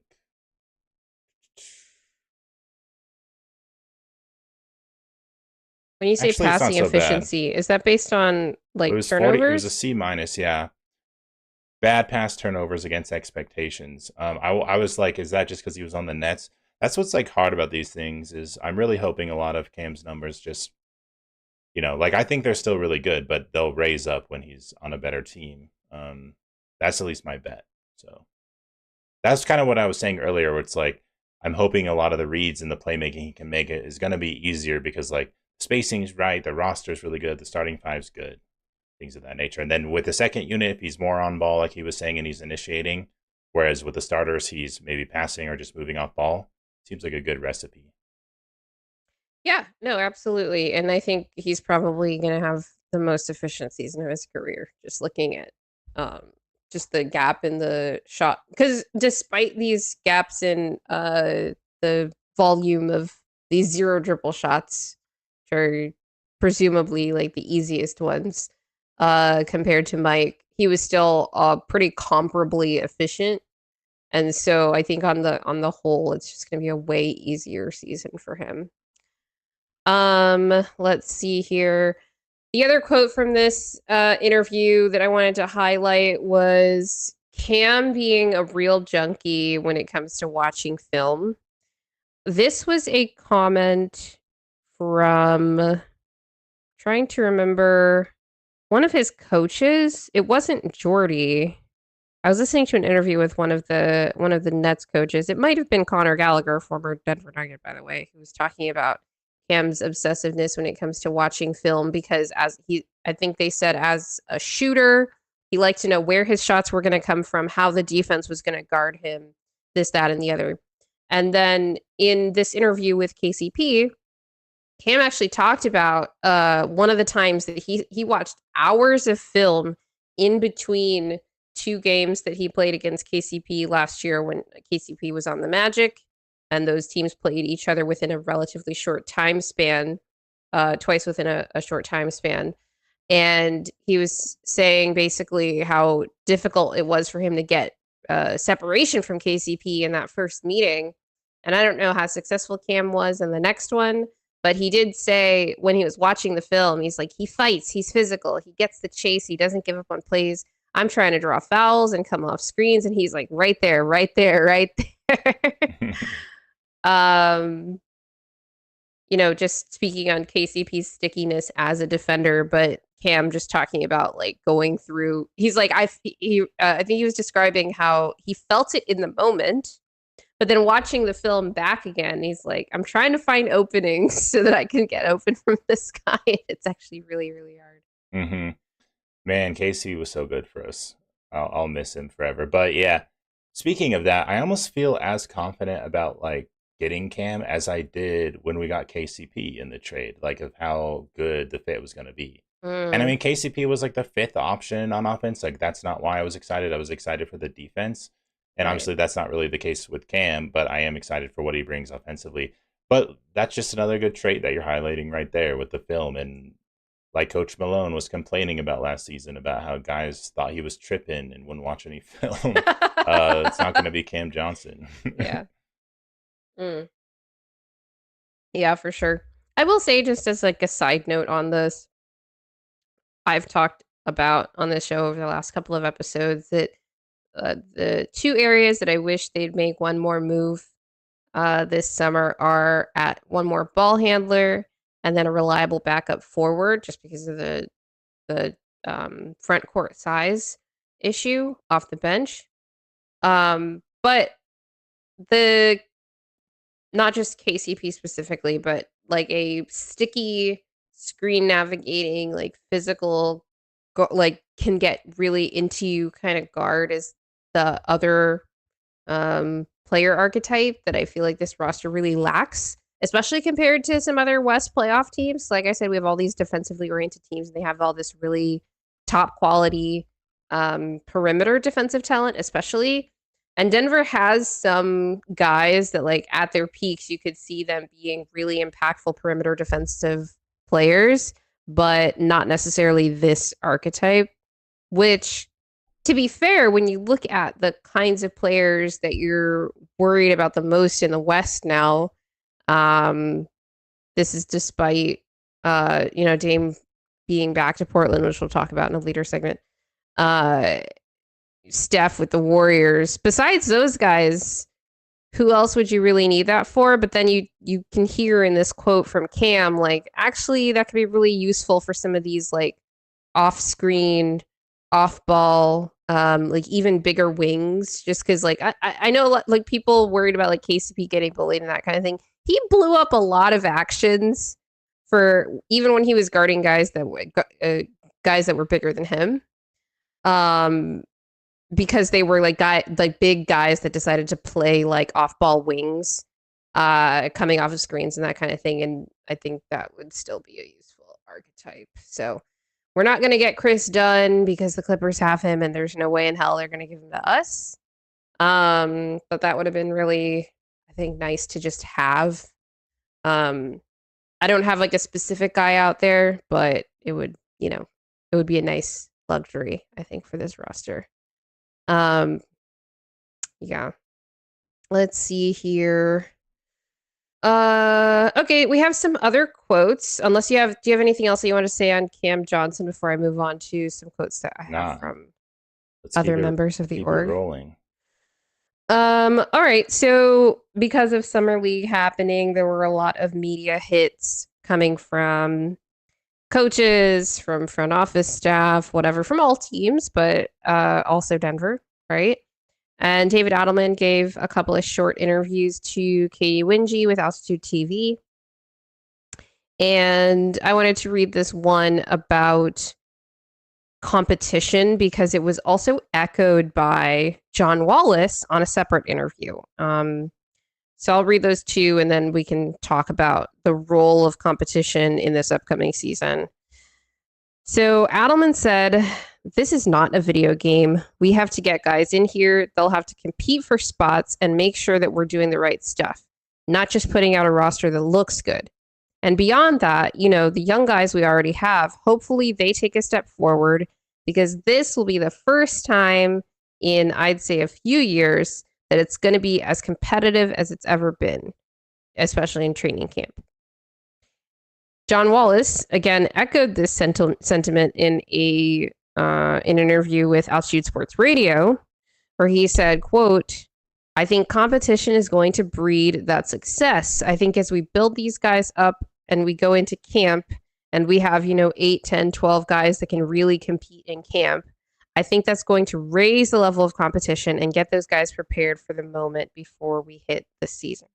Will, hearing both of those quotes from two guys that have presumably had many conversations about how they're going to build the roster. Not just presumably, I think they've talked about the numerous conversations between Ben Wallace and David Adelman on what direction, like what does this roster need? Um, what's your reaction to hearing such a similar sentiment echoed in both of these completely separate, like unrelated interviews Like on the issue of with John competition? Wallace and Adelman. And Adelman, yeah. Yeah. I think it's a great thing. I think gone are the days where you can just kind of barely play and the front office just puts so much faith on in you and offers you a contract that you have not proven you really deserve unless you are, at least a starting caliber player. Like the bench players who are just looking to get into the rotation, it's time to, have to compete against a vet to get minutes if you want to make it in this league. And people have criticized the Nuggets for their lack of development, especially since our championship window kind of depended upon it in terms of how Booth was constructing the team. So uh, they must have thought that like part of the reason why was because there wasn't anyone in front of them. It's not just a matter of having an open runway to just get minutes because there's no one else on the team. It's you actually got to be pushed by other guys and fight to get on the floor and then stay on the floor once you're making good decisions and you're understanding more and proving that you can read the game as well as a vet, but then also like hone the skill that makes you an NBA player. Actually, I like that you brought that up because my first thought wasn't necessarily about how this affects the young players on the team, even though like Adelman references like hoping that they step up. But it is something that we've talked about on the show before with respect to it actually being a hindrance to these guys' development if they don't have guys out there that are making them push themselves. Oh, I didn't get to read that. Oh, just a funny joke about the video game aspect and how David Adelman doesn't play 2K. Yeah. um yeah, so that's interesting. So I was thinking about it more from like a NBA head coach that wants guys that are good and want to and like can help him win games. But your comments are actually more from the front office side, which is interesting because obviously we get quotes from both. We get John Wallace and we get David Allen here. But the front office side and how this amount of competition can actually help those guys develop more. So you don't think that those quotes about like actually no, it's good for you that we get this guy that's definitely like almost definitely going to be ahead of you in the rotation. It's going to help your development. You don't think that that's just lip service that that John Wallace in particular is peddling there when it comes to talking about the young guys. No, yeah, like I think they really want to help the young guys get better. I mean, they talked about it. Those comments that scared everyone about internal development, and it was like, "Oh, we're doing the same thing again? Are you kidding me? We need to get some vets." But then, I mean, the moves from the front office shows they're very serious about the vets and they're serious about filling the holes on the team.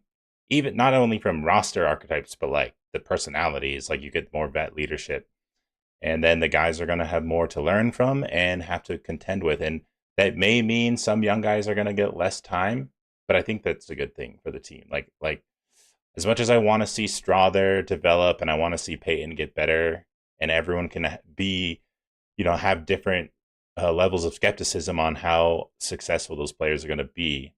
I want them to be this far down the depth chart, and like if one of those vets are out, then those guys are going to get playing time in a random regular season game, and then we'll go from there and see how they do. But I don't want to have to like force Straw there to play in the playoffs because we literally had nobody else that could do it.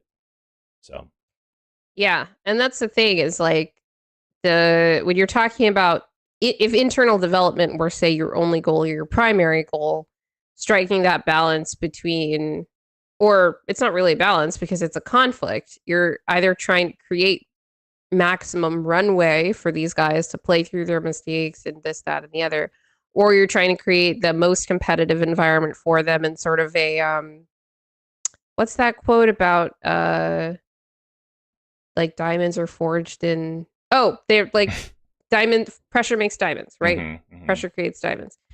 And there's a different kind of pressure that comes with, oh, I am the only guy that like they can play here, so like I have to be good. Although it doesn't seem like that sentiment had necessarily manifested in terms of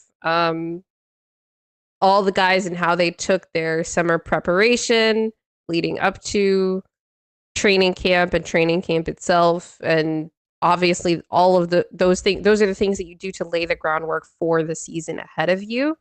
And so now they're like, okay, no, like we're gonna take a different tact going forward because this hasn't been working. I do think it would be funny though if a lot of people were thinking like, oh, okay, Malone's gone. Finally, the young guys are going to get even more minutes, even though they have been getting minutes. And then they end up playing less, just because this is what happens. Let's see here. The other note that I had on this is just that I think it was Ben, either in that same Altitude TV or for Nuggets.com interview or with Altitude Sports Radio. He mentioned speaking with Adelman a lot, actually, when it came to direction of the roster. So there's a couple things that we learned from that, which is one, the coach and the GMs are indeed speaking to each other directly, which was not the case for the last 2 years, it seems, from all reports. And then the other is they are really listening to Adelman when it comes to the things that they're adding to this roster. I think that much is evident even in the way that they perhaps approach their two-way slots. We didn't talk about Curtis Jones getting his getting signed with Denver on the last two-way slot that they had available. They also signed Tamar Bates, who I actually thought they signed to be a shooter because he was known as this like 50, 40, 90, like super effective guy in college. But I actually was more impressed with his defense than his offense in Summer League. But Curtis Jones, absolute flamethrower in Summer League as well, in addition to adding Tim Hardaway Jr. and going for a guy like Cam Johnson in obviously trading MPJ, but a guy that fits more of Adelman's like execution and shooting is our philosophy. I have mixed feelings about that. I don't, and they're also incomplete because I don't know the extent to which Adelman is sort of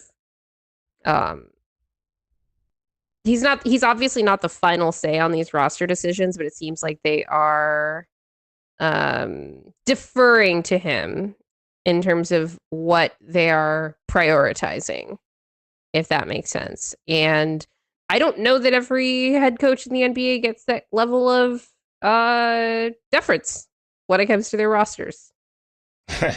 Well, Josh Kroenke said he wanted the front office to get along really well with David Adelman, and he hired these two, I guess you could say, inexperienced guys to take over, and they had no choice but to defer to David Adelman. But it's so far so good. They all seem like they're getting along and have a similar vision, and I think everyone's really happy with how the offseason's going. So I love it. I love seeing them say just openly, yeah, DA's like really working with us. You know, we're definitely going to him a lot of conversations. So that collaborative nature that they envisioned at least is playing out in practice. Right. The one thing I will say about this is like there is a reason that we don't have coach GMs anymore in the NBA. A little different. It's not like it doesn't seem like Adelman was like, I really need you guys to go get this guy that is like outside of our, resource availability or something like that. And it's kind of up to the front office to figure out those kinds of questions. But this kind of goes along with a comment that I'd had, I think when I was talking to Jake about the roster and how it seems like both Ben and John as of right now, and maybe that changes over the course of John's tenure as executive vice president of player personnel, they don't seem to have very specifically defined roster building philosophies. And it seemed like when it came to both the trades and the signings that they've been more opportunistic in going after like best available, like how can we make something happen and like get a good player in the building. But at the same time, especially knowing more explicitly now that Adelman has been this involved in their personnel, not decisions, but like who their targets are, makes me think that like it just they're more of a blank canvas in that regard, and so Adelman is getting a little bit more, just leeway to. They're not like they don't have all this Input there. baggage of like guys they've been backing and for years, and it's time to Or like specific, like I want to take the roster this way. right Versus like Adelman's like, well, this is how I like to run an offense, and so these are the kinds of players that I want. I hope that's what he's thinking, Right? because I do think a lot of these moves made sense just from like looking at the roster on paper too, and like the problems that we had, and like I think it was, I don't know, for lack of a better word, a little bit obvious what was missing in terms of who needed to be on this team, and like Team shooting has won the war for now. Well, the shooting like, aspect may be a little less obvious. Ceasefire with team shooting, but I don't know. I think that was pretty obvious. A lot of people were saying shooting was the problem. Well, but you could make a good argument for like more ball handling creation versus shooting, like you were doing. I was just saying more of like they signed vets, like versus younger guys. There are a lot of different agendas being either fed or starved in these decisions. And there was the backup point guard versus the backup big like debate, and they went with the backup big, which was good because you needed to replace Šarić more than I think you needed to replace Russ. But it sounds like they got the call from Sacramento, and when you get the opportunity to dump Dario for a useful player, like you take that, take that, right? If like if Arturas calls and wants to trade Zeke for Io, I think they do that. Right. Also, which brings in the just opportunistic aspect of this.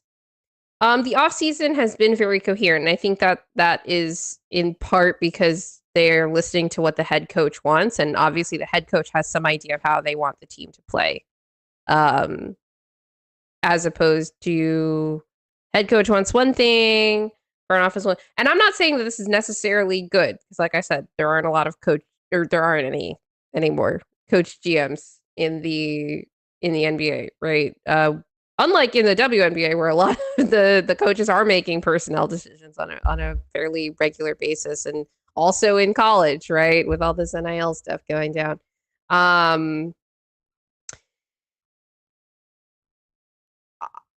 What happens if DA's wrong about what the team needs, right? Because you're putting a lot of trust in the head coach to not only like make the people work, but you're putting a lot of trust in his system. Is like, okay, now we have players that fit this system. Not to say that they couldn't do other things, but like this is what we're doing, and nothing else. How to whatever extent you want to agree with that. I have this theory that Jokic is more of the man behind the curtain than people think. And I'm like, how much is Jokic talking to DA about how he wants to play? And then how much is DA relaying that to the GMs and all that? I don't think Jokic is talking to DA. I'm going to be completely I think he could be. Every time, like, I swear to God, people like say Jokic is so like aloof. And I know he's, back in Serbia with his horses and he's enjoying his summer, but I do think he has very strong like opinions about the team and certain players on the team. And I think that we always get reports, little anecdotes about that show that. And like he called Jonas and he had an opinion on this player and he had an opinion on this move and he wanted Russ and all that. And you don't necessarily love hearing that players are like the player, the GM, the LeBron stereotype that everyone hates, but it's like Jokic knows how he wants to play. He's one of the smartest players in the game. And it's like you can wonder about DA, and the players are obviously talking very positively about him and how smart he is and how he has such a command of the game and understanding of the game. And he also listens to them. Yeah, he listens to them and he gives them some ownership. At least that seemed to be his coaching style. in the brief little period we got to see him coach in the playoffs. But it's like, if you understand the game well and you understand Jokic, you should be able to come to a pretty solid conclusion about how you should be playing with Jokic. So, and I don't think like Malone went so far away from how Jokic should play, but I do think Booth went pretty far away from the types of players you need just to win a championship in general, let alone like to play with Jokic. But yeah, Yeah. To be fair, you could at least on paper save, a few key roster decisions. You could see like where Calvin was coming from in trying to build a more defensively oriented roster around Jokic, even though like yeah, that did not work out on, statistically. Um, but it seems like we're tilting back toward the offense. Oh yeah, team builder at heart. I like that Druid trading. Um, yeah, actually, in reference to the fact that Jokic has talked to guys, Adelman also referenced conversations that he's had with Jamal, AG, and Jokic, and said those guys are all excited. So that just adds to the overall vibe of like getting some like fresh blood in the building and creating like a fresh, aura about the team and kind of giving. DA talked about this at his introductory presser, where he's like, I need to give these guys something to look forward to in training camp, to get excited about in training camp. And I think before he's even done anything, I think it's already exciting for them to just have a few more new teammates and new skill sets around. Just on top of that, I think Cam also mentioned he's already been welcomed by Jokic.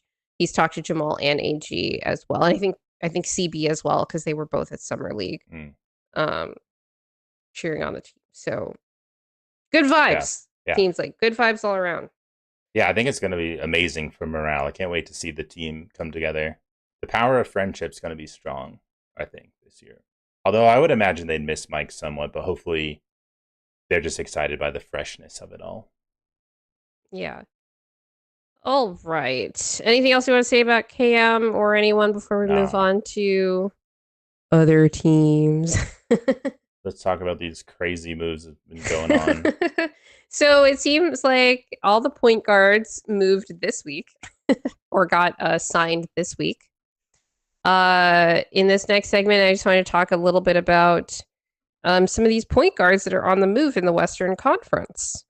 So the first one we'll talk about is Marcus Smart to the Lakers. And just my quick hit on this one is like, if I were the Lakers, I probably wouldn't have hard capped myself at the first apron to sign Marcus Smart. They had the option to use a taxpayer mid-level exception, but they instead used the biannual exception. The taxpayer mid-level would have hard capped them at the second apron, so they could have spent more money for whatever reason later in the season. Who knows?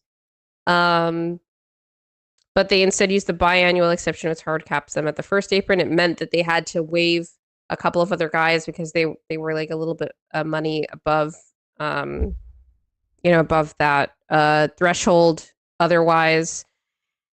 And the reason I wouldn't have hard capped myself to sign Marcus Smart is that I just don't know if he's going to be able to stay on the floor.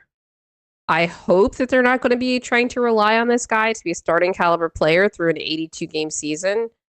Who knows that once you get to the playoffs, like that's a different question. It's been a couple of years since Marcus has been in the playoffs, but he was a fine, in terms of like durability, finely durable starter throughout the playoffs over his Celtics tenure. But obviously that's before all of these more recent injuries. But look, they need another defensive guy in their starting lineup. My thing is, I don't know that Marcus is like athletic enough to give them what they really need in terms of fully complementing Luka and LeBron at this stage in his career, especially next to Austin Reeves being the third kind of main guy in that starting lineup. But other than, like, I don't think it fixes their problems. I think it's a fine signing outside of the mechanism they used for a player that I don't know is going to be reliable enough to justify that, if that makes sense. Did you know that this is Mile High Aki? Oh my gosh, no way! I did not know that. At least he Love to could. see it. Hopefully, he's not lying to us like the other guy who said he was dime dropper. I know. I think Anyway, Mile Hayaki does watch the show though, but I didn't know their handle. Um, Yay. Okay, that's cool. Anyway, sorry. distraction. No Yeah, problem. But yeah, what's your overall take on like the impact of the Marcus Smart move to the Lakers? I mean, my first question was, can he even play? Yeah. Like, I was like, he's borderline washed. Like I think it's a crazy thing to hard cap yourself with like no opportunity to go over that at any point in the season for any reason for a player you don't even know is going to be able to stay on the floor. Like I think that's kind of crazy.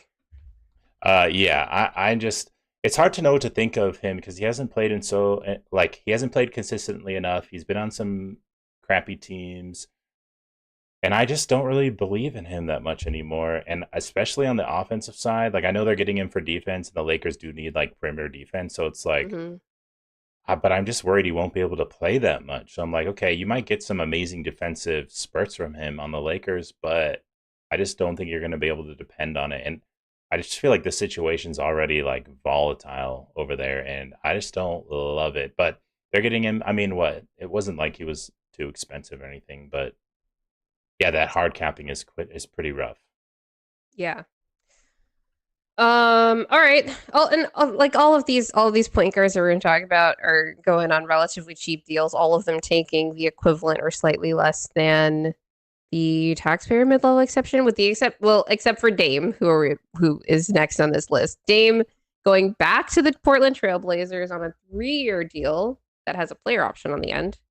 I think the idea is that he's making about full mid-level money, which is average NBA salary around $14 million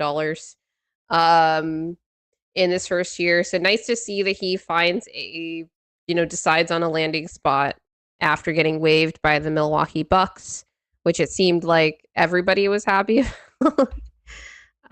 The Bucks, and it seemed like Dame was like, get me out of here. But now he gets to go back home. He'll be rehabbing with like in Portland near his kids, which seemed like it was a really important thing to him. And the Blazers bringing back a franchise legend.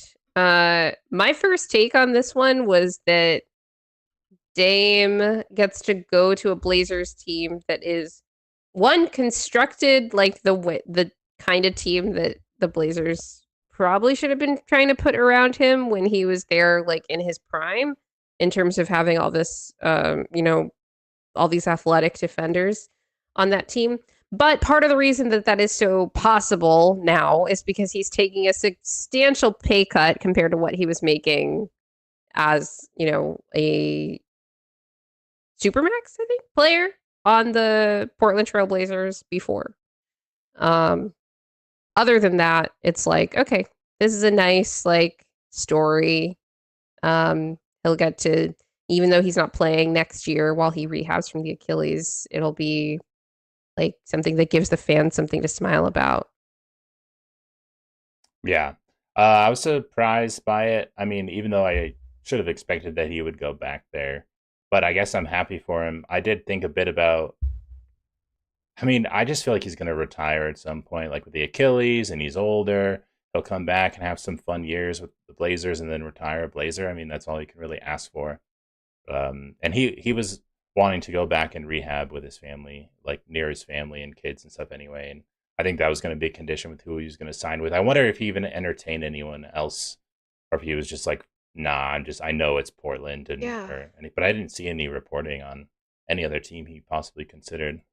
I think that there were teams that were like in the running, but I don't know how many he actually like met with, himself. You say it was obvious, and in retrospect, it should have been because there were reports coming out. I think after the waiver from Milwaukee that like the Bucks weren't going to allow him to be with his kids during the year that he's rehabbing. They wanted him to stay with the team. Then they end up waiving him anyway. So like whatever. Um, but that sort of indicates to you that he wanted to be there. So it should have been obvious. But the one thing that made it kind of a surprise for me was it's not like he left Portland on super acrimonious terms with like the city or the team or anything like that. But the way that Joe Cronin kind of let that situation play out in terms of not getting Dame to the place that he wanted, which was Miami at the time, trading him to Milwaukee. There were also reports that Dame was basically told over that summer while he was waiting for a trade to happen that he was basically not welcome in the training facilities. I don't know.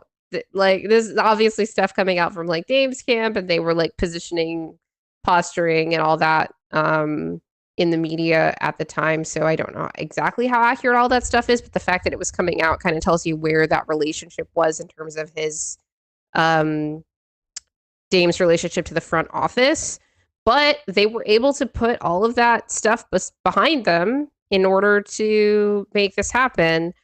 I know there were some people that were kind of talking about like they have so many guards again. And obviously Dame's not playing this year, but like next year, like what are they going to do? When is Scoot going to keep starting if he has a good year next year and then Dame comes back and this, that, and the other, and now they have Drew as well. I don't know. Like I don't see basketball wise what this does for the Blazers outside of again like giving the fans like a fun show, which that's a good enough reason to do it. But there are reasons to sort of see this as a step backwards for the developmental timeline of that team, if only because they are committed for at least the next 2 years. And who knows, Dame might end up being in a position where he wants to pick up that 30-year player option, where that's another $14 million on the books for a player that probably doesn't fit into the timeline of most of the players on this team again. In terms of that trajectory. And I think it'll be really interesting to see how good of a team Portland is this season without Dame. Because obviously he's going to be on the team again next year. And I think it'll be just kind of an interesting storyline to follow if Portland is like a borderline play-in or play-in team this season.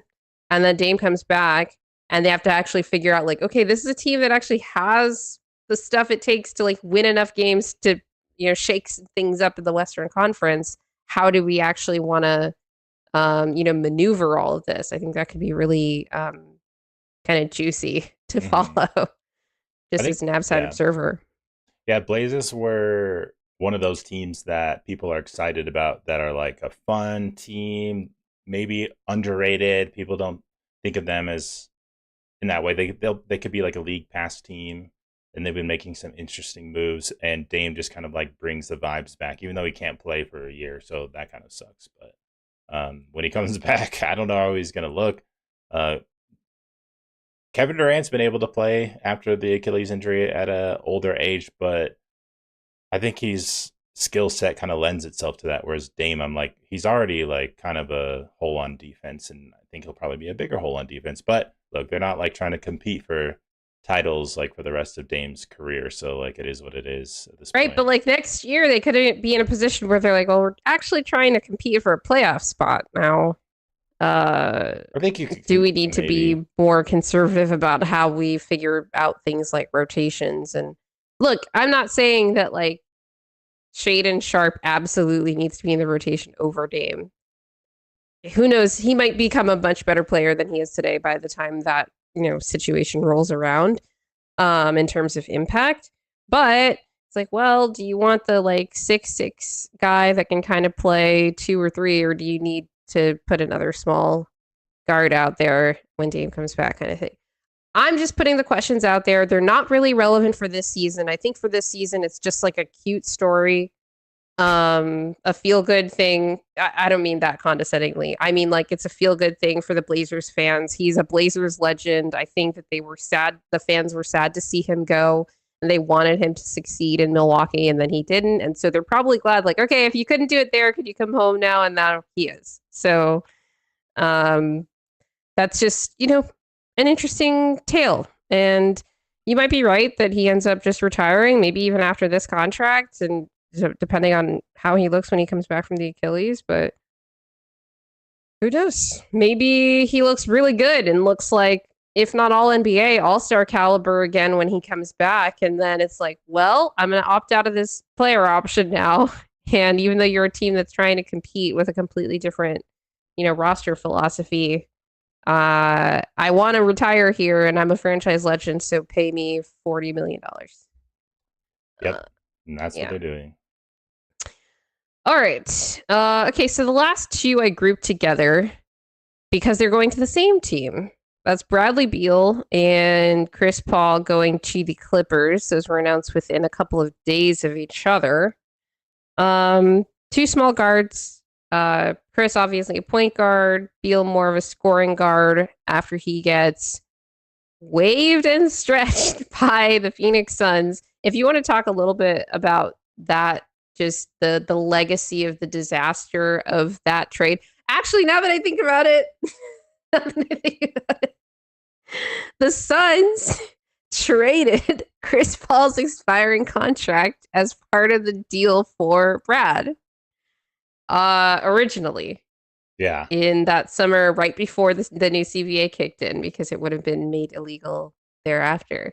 So a little bit of just things coming full circle there for the two of these guys. But yeah, did you have any reactions, first of all, to Beal getting waived and stretched by the Suns, and now they're gonna have like they have $19 million of his money just on their cap sheet for the next 5 years, and then Beal signing with the Clippers. Yeah, that is a crazy move. I think I was just annoyed because we had people talking about the potential of waiving and stretching Zeke, and not that that was ever really anything that was close to happening or anything, but I think people were just trying to figure out, how do we get off this contract and how do we make this work with the Nuggets? Because we, like, even though there was $8 million per year, it does add up and it's kind of hamstringing us. And then it's like the Suns are just like, out $19 million. I don't give a shit. Like, every year we're fine with it. And the Bucks, $22 million for Dame, $22 million a year for the next 5 years for Dame. And people were like, no, we can't even afford to waive and stretch a guy that low for that many years. And these teams are just like, that's a huge amount of money. I didn't think I'd see someone like that get waived and stretched. The Suns are definitely in a different mode, obviously, now. Although I thought, there's some other moves that contradict this, like, tanking, rebuilding thing that is, like, kind of baffling a bit. In what way? Well, I just thought, maybe they'd trade Booker. Maybe they'd start over completely instead of, like, giving him more years on the extension and all that jazz. Yeah, no, that's true. And they gave him a player option. Yeah. Well, I guess that's one way. They basically added one like lifeline. Guaranteed year regular and then a player option year as the second year on that contract. I think the player option is for like almost $80 million in the last year of that deal. And I can almost guarantee you that Devin Booker is going to be picking up that player option, because I don't think that, even though he's like a perennially all NBA guy as a guard, I just think Booker is like, he's starting to be on the other side of that aging curve. So he's not going to have that impact consistently. We saw that this last season, right? And he's probably going to bounce back, like, to get closer to his average, but I don't think he's going to be like peak anymore. And when you're a guard like that, you have to be operating at that peak to be worth that level of cap hit, which is, I believe, a super max, which means he's making the same percentage of the cap as Jokic. Yeah. 35% of the salary cap. Aki says, what's it with the 2021 NBA Finals teams wave and stretching? Good point. We got these. The Suns and the Bucks have been on such an interesting trajectory of deterioration ever since that 2021 finals. And I don't have I've been noting it in like various ways, because there were like first round exits were like a recurring theme for them for a while. And then, but at least in the case of the Suns, they were missing the playoffs entirely when it came to last season. The Bucks did not do that because they were in the East, and it's basically impossible to be trying to, if you're in the Eastern Conference and you are trying to make the playoffs, you make the playoffs. Yeah. Right? Yeah. It's by the way like $70 million in that player option year, by the way, not 80 million. But yeah, the Bucks and Suns, you talked about this wavy and stretching phenomenon, and like it'd be great if we could just do that, but because of the new apron rules, like it's just not worth it to do that if you're a team that wants to stay competitive over the next few years, because that's just dead money on your books. That makes it so that you're still hamstrung. Like, sure, you clear a roster spot. I think it makes almost more sense to waive and stretch these like bigger contracts than it does smaller ones. Unless like it makes more sense to do it for like really, really small contracts that like it's barely even going to register on your cap over the next few years.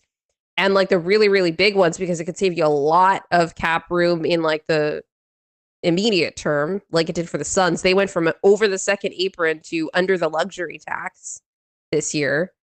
But it doesn't really make sense for like medium and like slightly less than medium size contracts, because it's just like, well, why are you doing this? And if it's to try to create space to be more competitive, you're really hamstringing your potential competitiveness in terms of roster building tools in the subsequent years.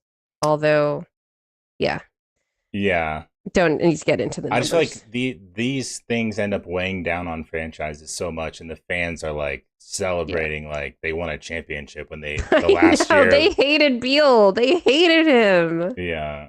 Like when you had to stop paying people who aren't on your team, you were so happy about it, and you just don't really want that amount of money for that long having to be paid when you could actually be adding guys who could actually be playing on the floor. But they were like, who was going to trade for Beal? You were going to be stuck with it. So I kind of get it, but it does suck that the Clippers are now going to benefit, because even though I'm like not super high on Beal, I do think it's like fine for the Clippers to have him at this price, if not really good for them. And then same with CP3, like that's like, it's kind of like the Dame thing back to the Clippers, although I think CP3 and the Clippers thing was a little more toxic than the Dame and the Blazer situation.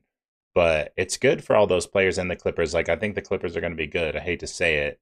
I'm not sure how afraid I should be or not. Right now, I don't feel that afraid of them, but I'm definitely going to give respect to them. I mean, they took us to 7 games, and they're adding pieces.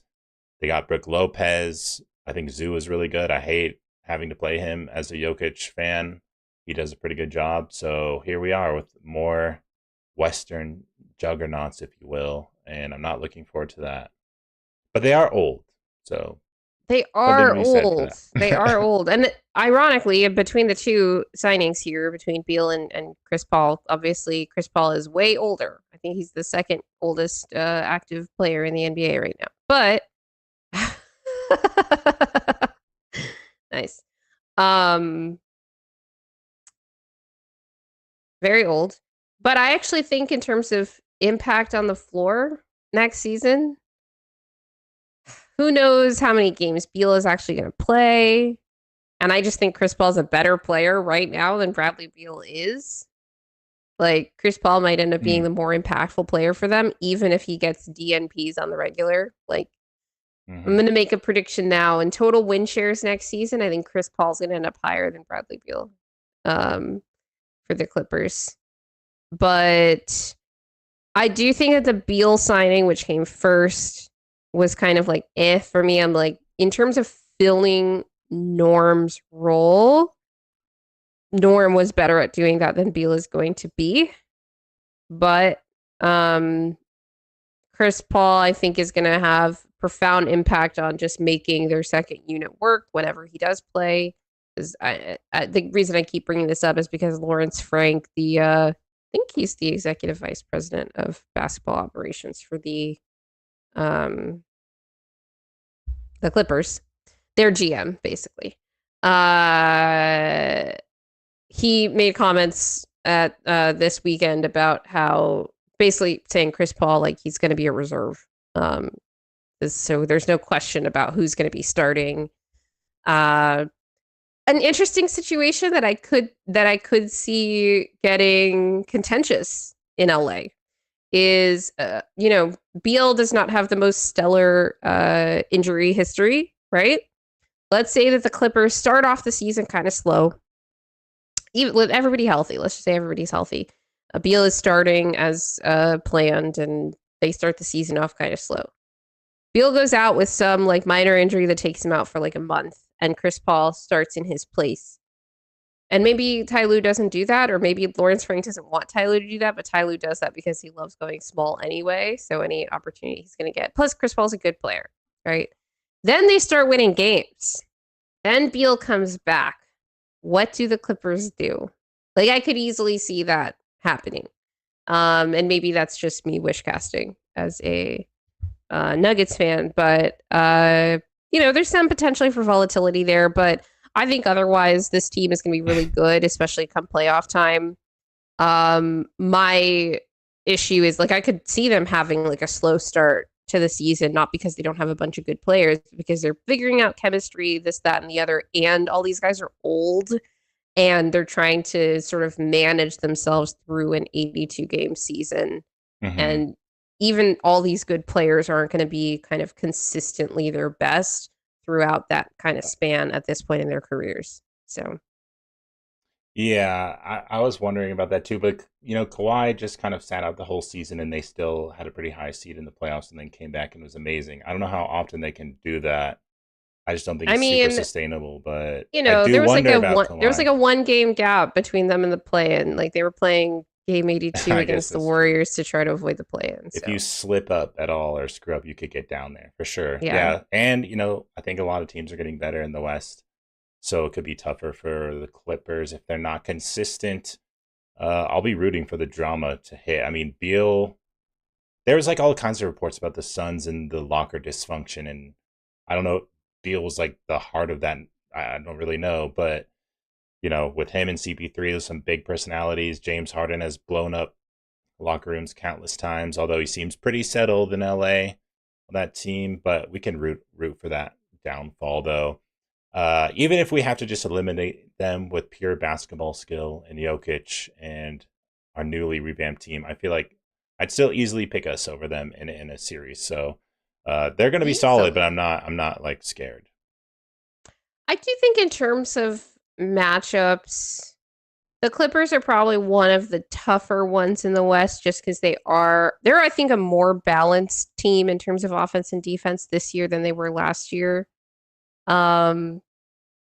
Because they're perhaps less reliant on Harden in a playoff setting now, whereas last year, like they really needed good Harden games in order to really succeed offensively.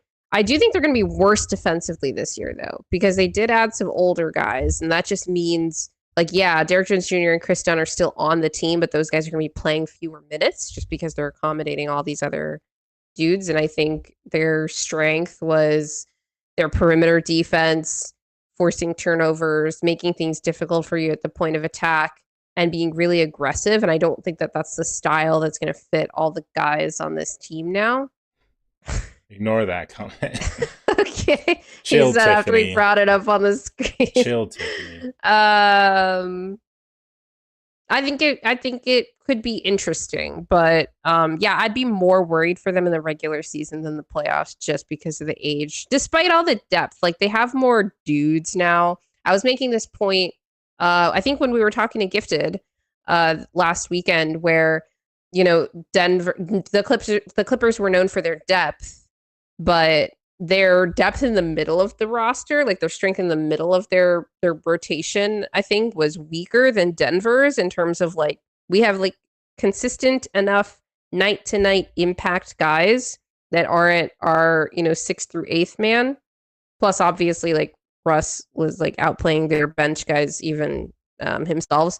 Whereas on paper, you could say like their 6th, 7th, or like 7th, 8th, and 9th man were better than ours, but that didn't matter because the rest of our rotation was outplaying them pretty handily in that series, probably with the exception of MPJ.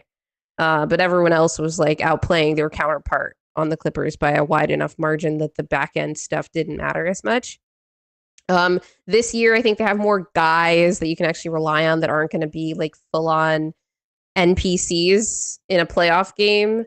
I think that are going to do stuff. They're going to rebound. They're going to, finish lobs at the rim. They're not just going to kind of like float on the perimeter and put all the pressure on Harden and Kawhi to do everything. All right, that's enough, I think, on the Clippers. Will, are you ready for this blind ranking? Yes, finally. I can do the blind ranking, and all I know is if I can judge based on what you actually are trying to do with this, I know who I want at the top, but everyone else is going to be a little bit So tough. you don't know who I'm including though. I Okay, know. so I also don't know if it could be like coaches and GMs or just players, or if it's Nuggets only, or I don't know. I can tell you that there's going to be a variety of personnel in this one. So we're going to be blind ranking, or I'm going to have Will blind rank the people in the Nuggets organization that have the most pressure on them going into next season, or at least the most pressure on how next season goes. And that could be their individual performance, the team performance, whatever, right? So we have 8 people here. Whenever you're ready to rank Okay. these guys. All right. All right. So the first name is 2 people. It's Ben Wallace. Oh, okay. And I have some like notes and questions for you to consider as you're ranking this. Does this duo actually have pressure to do anything else the rest of the year? I know that's an interesting question. If you told me this before all these moves happened, the pressure would be higher. But I just feel like these moves are going to work out really well for us. So I feel like they'll get some leeway and benefit of the doubt, kind of like how Booth did when he signed Bruce Brown and KCP. Obviously, we won the championship. That gives He you got a lot. I huge. think Calvin got a lot of leeway, especially like that very next offseason was actually probably the worst one in terms of how like longer reaching the impacts were after that. But even after that one where it was like the Julian Hunter Pickett Zeke extension and then Reggie with the player option, like all that happened in one offseason and we were still like, okay, what's like in Booth we trust. I know. Until the next one. And then we were like, dude, like, no, like, this is not. I'm going to like just put them like fifth Okay. because I still think you need to be, like they're ahead of the Jokic era and how the rest of Jokic's prime goes, unless something really bad happens and they get fired and moved on from. So it's still like a huge responsibility, and we still have a roster spot open. We still have some roster things to solve and figure out. So what they do with that and how they handle like maybe the deadline. Let's hope we don't have to do anything crazy at the deadline and that the season's going smooth. But like, yeah, I mean, they're up there, but right now they're like, I'm really happy with them, and I think that they've with the trades that they've done and handling the Valanciunas situation, which we said was like going to be this challenge for them, and how are they going to play it. They aced that one, so They still have the extension conversation yeah, that's still a remaining off-season challenge. But hopefully they get something done, especially with Christian, because I definitely don't want him to go to restricted free agency. That sounds like a shit show. yeah, those Um, extensions are going to be big. But so far, like with how they're handling the just signings with these minimum signings and like not giving the options, hopefully they are willing to play a bit of hardball that we haven't seen with the Nuggets in a while. So I'll all go with that. right. 5 is, I think, safe. Let's see how you feel about that as we move on. Oh shit. All right. Da-da-da-da-da. Josh Kroenke. Oh So man. Jokic hasn't signed an extension yet. He didn't sign an extension this summer. There was a coaching change, a front office change, a Mike trade. Have the totality of those moves put Josh under more pressure because of all of the big changes, or have they actually bought him time? I'm gonna put him at 3. Oh, you think more? Okay, More interesting. than Ben, and like, look, he's Yeah. the owner. Like, Well, no. You're not supposed to say that. he's the he's not the owner. Stan's the owner. sorry, whatever. But I mean, He's the the Cronkies. executive vice I chairman think of of Cronky Josh. Sports Entertainment. I Yeah. think of Josh and Stan as the owners. But yeah, I'm putting him at 3 just because there were a lot of decisions to be made this offseason. a lot of his comments were scrutinized, if not flat out clowned, like the trade Jokic thing, which I thought was overblown anyway. But like the fact that he's saying he's going to be more involved too. I mean, so far so good with Ben Wallace, these hires, and we'll see how Da is as a coach. I'm optimistic about all the moves Kroenke's making, but I think he's got to be up there. Like if you're gonna, you know, get on the blame train and really start criticizing some dudes, Kroenke's gonna be up there. Yeah, that's Especially if they're true. like That's true. I ducking the think that's a tax and all this good. shit. I think that's a good way of looking at it. Like, how much would these people be blamed for a season going poorly? And Josh Kroenke has to be higher on that list. Yeah. All right. Jalen Pickett, the only backup point guard on this roster. Mm. I have a quote here from Ben Tenzer, who was asked about potentially filling out that backup point guard spot. He said, "We feel like we have a lot of depth now." And he was talking about create like on ball initiation kind of. Said, and Jalen Pickett's coming back and feel like he's going to take a step next year as well. And so he's got the at least public vote of confidence from the executive vice president of basketball operations. Yeah, so Pickett, I feel like he has to be pretty low, but we don't have a lot of point guard depth too, so I could see that ratcheting up pretty quickly. I'm just trying to like think of other guys. I'll put him at 7 just because I'm not quite sure. Okay. But A lot of safe answers here, Will. You don't like the edges so far. All right. All right, I think this one's going to be controversial. We've got Jamal Murray, the second banana to the best in the world in Jokic, obviously. He hasn't been his peak self for the last 2 playoff runs, injuries or not.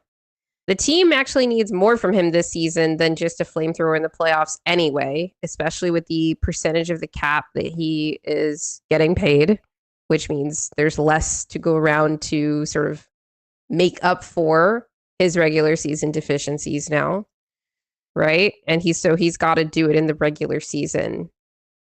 So how do you feel about about this one? Yeah, I know where I'm gonna put him for sure. I'm putting him number 1. Interesting. I think some of the pressure. I don't even really know how to explain this because I'm feeling pretty like delusionally confident about Jamal. I think just because the team's improving so much with these additions, and I'm pretty confident in them that I think Jamal's going to play better. But still, like, it's such a big contract. His responsibility is massive, and I still think we haven't added anyone that makes me feel like the adage of the Nuggets will go as far as Murray goes. In some ways, So you think they're less dependent on him now? They're a little less dependent on him, I think, because I think we've added more depth and it's less on like Jokic and Murray to do everything. And I think Cam Johnson will be good in stagger minutes, whereas Jamal really has to be the only guy in the stagger minutes based on how we're playing the rotations to be good. And Mike just sucked in the stagger minutes. So I feel like Cam will take a little bit of pressure off Murray from that standpoint. But I still think Jamal he has to be consistent the whole season, come into shape. I believe in his shot still. It's just a matter of staying on the court, not having nagging injuries, and playing like one of the best guards in the league when playoffs come. But I think it's like if he doesn't play well, like I can't even imagine the fan base. Like the fan base already losing their mind over Jamal as it is, and like I kind of get it because his contract is huge. I don't know how you get out of that if things go really south with a trade because you're not going to win that trade. And yeah, I just like if you wanted to trade like Murray or MPJ to improve the roster, I'm glad we traded MPJ first. And you stick with Jamal and you trust him, see how he does because he has so much goodwill with Jokic and good fit with Jokic. I'm pretty confident he's going to have a really good season. Like I'm just really not too worried, but he does have the most pressure, I think, to live up to the criticism. And maybe he doesn't see it that way, but I think that's just how it is. Yeah, I do think that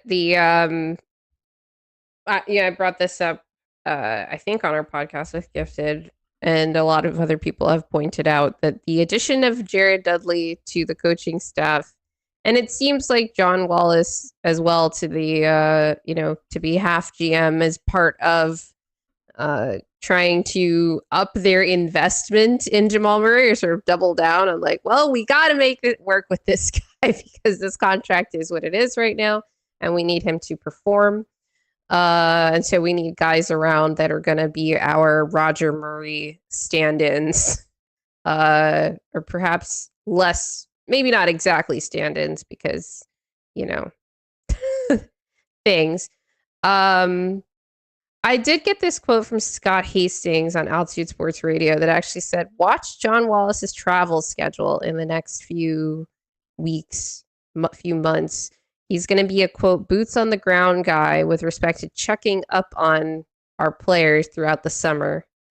And that's based on intel that he got. And I don't know that that's necessarily like for Jamal specifically, but I'm sure Jamal is part of that. And kind of goes along with the general vibe we've gotten with what are the specific things that John Wallace brings to the table in terms of player relationships and that kind of thing. And specifically his relationship with Jamal. Like that was something that Josh Kroenke, as we previously talked about on this show, referenced specifically during it was either during or in one of the interviews following John Wallace's introductory press conference was all the work that John did with Jamal in the bubble mentally and just like keeping him sharp and like staying sane perhaps in a very strange circumstance, but also being able to perform at his peak in that environment. All right. Next one I've got here, Peyton Watson, who is in a contract year, potentially, if an extension does not get done this summer. And we do see what it means for a guy to get pushed to restricted free agency when you're looking at the situations with Jonathan Kuminga, Cam Thomas, Josh Giddey, and the difficulty in, the restricted free agent market where rival teams don't have cap space to put out offer sheets. So I'm going to put him 4. Okay. Because time is running out for Peyton Watson, especially on the Nuggets team. His career as an NBA player, I feel like he could go to other teams and have like a longer runway and all that. But right now, because like, I don't know, people are so low on P-Watt, even including myself. And I'm really questioning like his lifeline in this league. And he's one of our only like standout defensive players. So if you're like hoping he can be this defensive specialist and like fill in a way that allows us to be better defensively and like raise our defensive floor, that's a lot of pressure, even just from a role player's perspective and a young player as well. And I already put Ben Wallace at 5, so maybe I would have put P-Watt a little bit lower because he's younger, but yeah, I'm going to put P-Watt up there because it's like he's already getting a lot of criticism and detractors as it is. Yeah, I do think that the pressure for him is less on like the team performance perspective. Although obviously like him doing well and the team like going far in the playoffs or winning a title would be good for him too. But the fact that he's in a contract year for his first rookie scale extension that is basically going to, I love how Brian Blackburn put this on Locked On Nuggets yesterday. It's like this next contract is basically going to determine his longer term earning potential because that first contract is so important for like setting that baseline for how much you get paid in this league. Through the prime years, your prime earning years in the NBA. And so that I think the pressure comes more from that than the team performance, although obviously his individual performance will impact the team performance. But I do think in terms of like pressure from the team, it's probably less on Peyton Watson this year than it has been because we have other guys that can't fulfill like the thing that he can do at his best defensively, but can be other guys that are just bodies that we can play. Yeah. I mean, all the pressure on the young guys goes Yeah. down a little bit because of how we're filling in around the team as a Exactly. whole. And I agree, like with this chat comment, that his role may not be important to be so high at 4 in terms of pressure.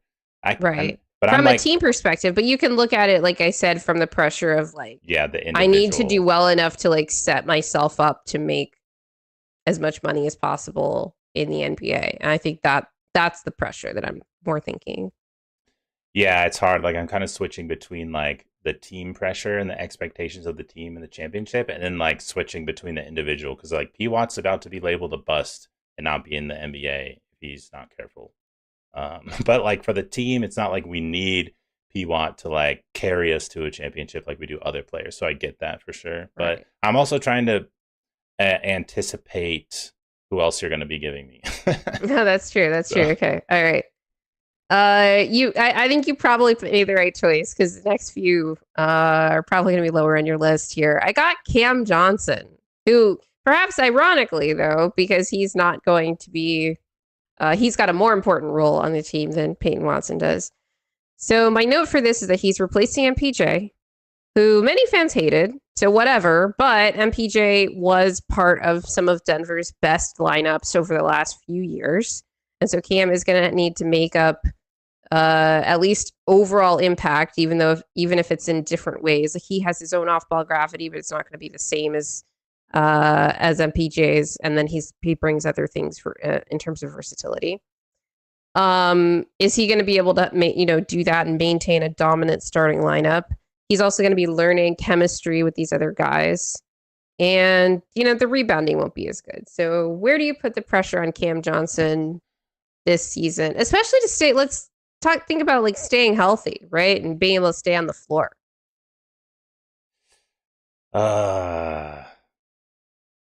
Okay, well, Cam can't be lower than P Watt in the ranking. I have to put him lower because I'm waiting for other people to get there.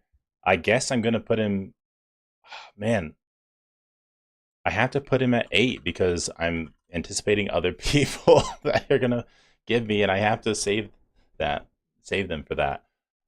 Yeah, obviously from a role perspective, Cam's going to have more pressure than Pickett, but I do feel like Cam Johnson is going to get a lot of benefit of the doubt. I know he has big shoes to fill because people love MPJ, but like he's the new guy. I think he's going to be really good. I think fans are going to be happy with him and they're going to like him a lot. I just don't see him being like a scapegoat, make or break guy, even though we are hyping him up to give us a lot of versatility on both ends. And if he doesn't deliver that, I totally get how that's going to be super disappointing because, we made a lot of moves to get him, but I'm very confident he's going to deliver.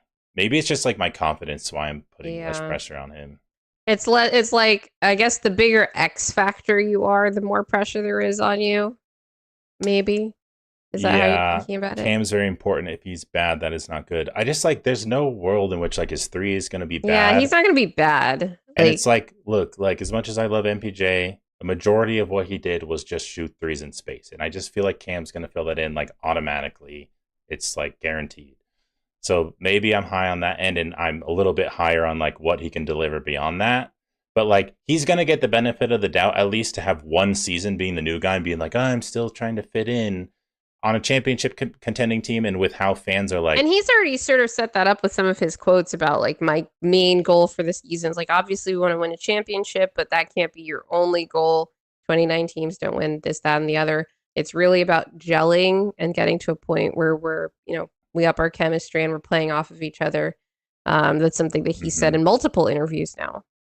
And harking back to the fun analogy that Dan Favali always used for MPJ, where he was like, I don't forget, you probably remember it more than me, where he was like, the whatever like monster that gets cut and the blood and the acid that sprays out. Do you remember this analogy? Vaguely he was familiar. Like the Nuggets are this monster and Jokic and Jamal Murray are like the heads of the monster, and then MPJ is like the extra, like if you cut the monster and the blood spurts out on you and it burns you. That's like MPJ. Yeah. And I it's like, yeah, remember this when now. This MPJ from a was couple years ago. when You're like, MPJ this is a was deep cut.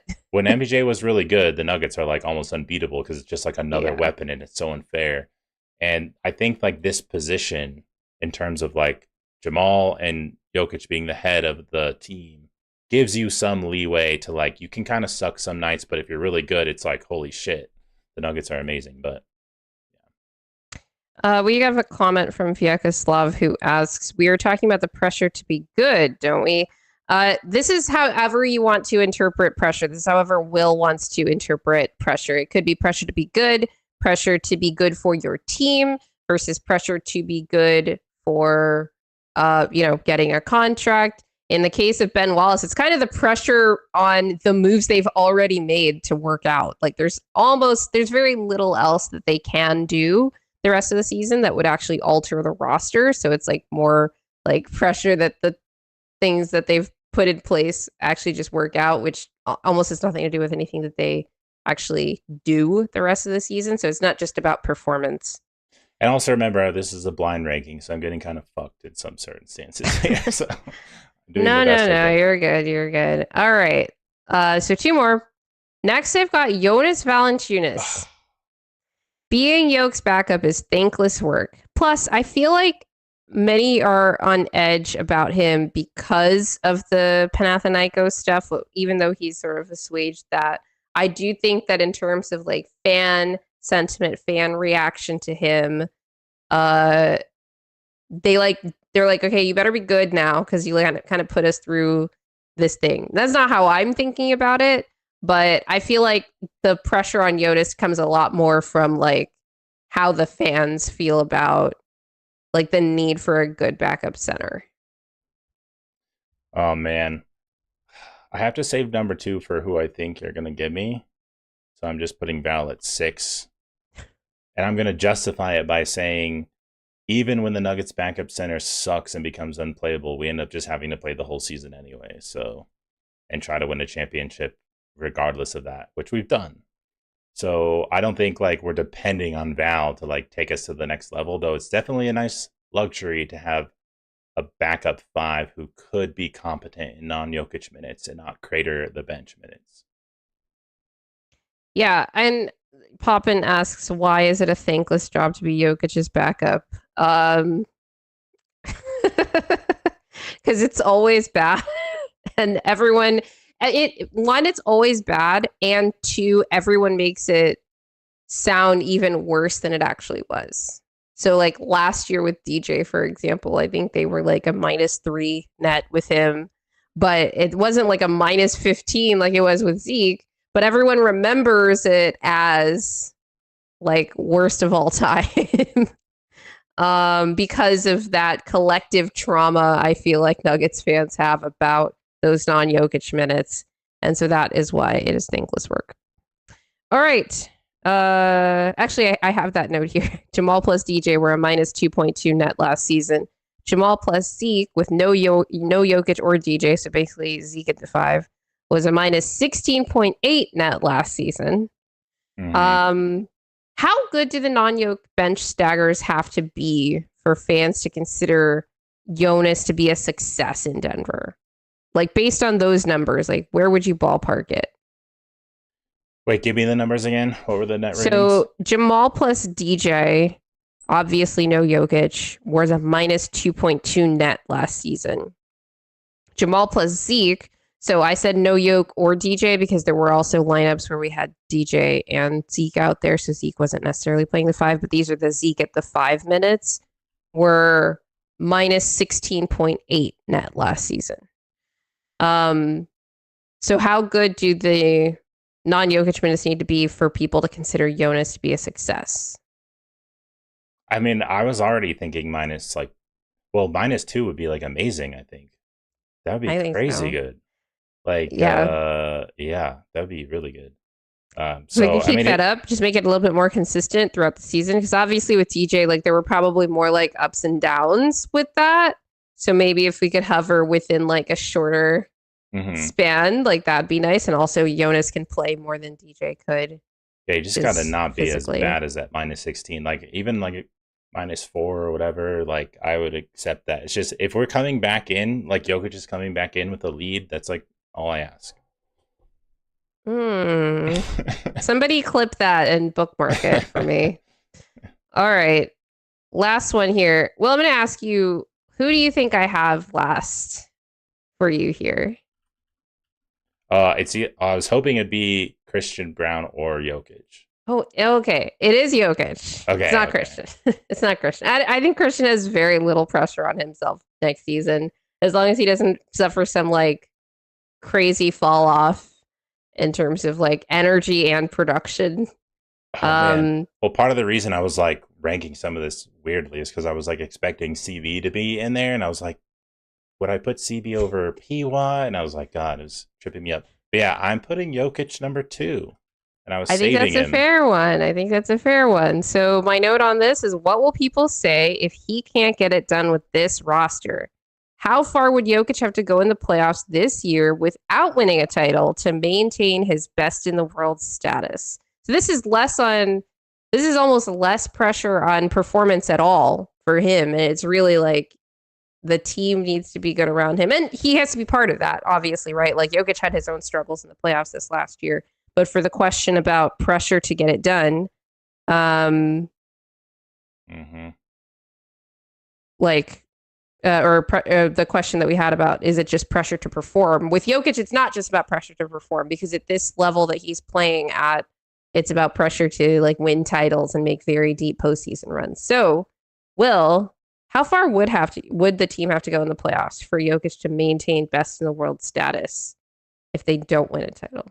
I think like for most reasonable people, we could probably. Ooh, God, this is hard because the team is better. Like, I get that. If we lost in the second round again, it'd be the third year in a row, and people would be losing their minds. But I think you can look at Jokic in a vacuum still, and look at his stats and like what he does at least through the regular season, and prove that he's the best player in the world still. But for I others, so it'll be for yeah, harder. the consensus best in the world status is what I should have said. I could see the consensus falling off again, but if he has like a season similar to what he did last season, just stats wise, and we lose in the second round, I think a lot of like smarter journalists and national heads will still say Jokic is the best, but I think they'll be more like willing to entertain other arguments if we keep Mm. losing in the playoffs. And it depends on how Jokic performs in the playoffs and what the context is. Like, if Jamal's hurt again and we lose in the second round, no one's going to necessarily hold that against him. But I think also just people want something new. Like, they want to say that SGA is the best player or someone else is the best player. So you have that fatigue factor too. But I think if he really wants to have like a hold on it, he needs to like beat OKC and or go to the Western Conference Finals to have like a really tight like grasp on it. You don't want to lose to OKC in the Western Conference Finals, though. No, that would probably be bad. That'd probably be the same storyline. Like, SGA eliminated Jokic 2 years in a row, so you don't want to have to deal with Yeah. that shit. But I um, do think that it matters who advances further. My answer is it matters who advances further, because like let's say SGA goes out in round 2 and then Jokic makes it to the conference finals and then goes out in 7 to like the Rockets or something. That wouldn't be great. But in terms of like the main competition for that title being knocked out, like let's say Giannis is a first round exit again, SGA's out, Luka goes out in round 1, then it's like, well, I mean, Jokic actually went the furthest of these 4 guys, and he had another season like he has. Um, but I don't think it's likely that OKC. Well, I don't know. It's the West, so who knows? Like making the conference finals is very difficult. It's very difficult for repeat champions or guys, teams trying to repeat to make the conference finals these days. Even Boston couldn't do it last year in the East, and that wasn't just because of the Tatum injury. They were about to go down 3-1 even before the Achilles. So we need to yeah, remember that. um, Um, but yeah, I do think there's pressure on him, even though, like, whether he feels it or not, there's pressure on him based on not his performance, but the team's performance, right? yeah. Like, And that's the nature of this thing. we just like can't compete and be a tier 1 contender without Jokic being the best player in the world. Like, that's just what it all kind of comes down to. And I know I'm putting the most pressure on Jamal. That's because Jokic's track record is insanely good. And like I have every faith in Jokic still being the best player in the world next season and dominating everybody, just like we know and love him to do, and continuing to make a case for him to be one of the best players ever to play the game. But yeah, it's like you just need him to produce at a high elite level for us to continue this run. And that's just a ton of pressure on one player. And there are times where no matter who we've been surrounding Jokic with, they can go in a slump or get an injury. And Jokic, time and time again, is the dude who has to carry us through those times and sometimes just win games single-handedly. And he did get a little bit more criticism, I think, than normal for Nuggets fans last season in the playoffs.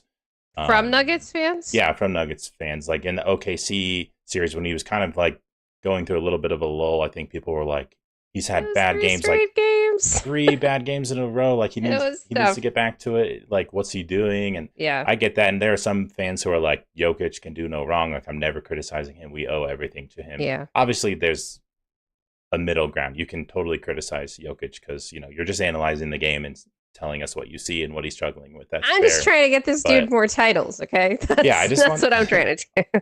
Yeah, so like he just has pressure because he's the best player and like he has to be the best player on our team constantly. And that's like credit to him that he is so chill and has this persona of being aloof and like even keeled all the time. That's really hard to do, especially when you have to consistently be this good every night. And he obviously puts the work in to be that good every night, and he rises to the occasion more often than not. So, yeah.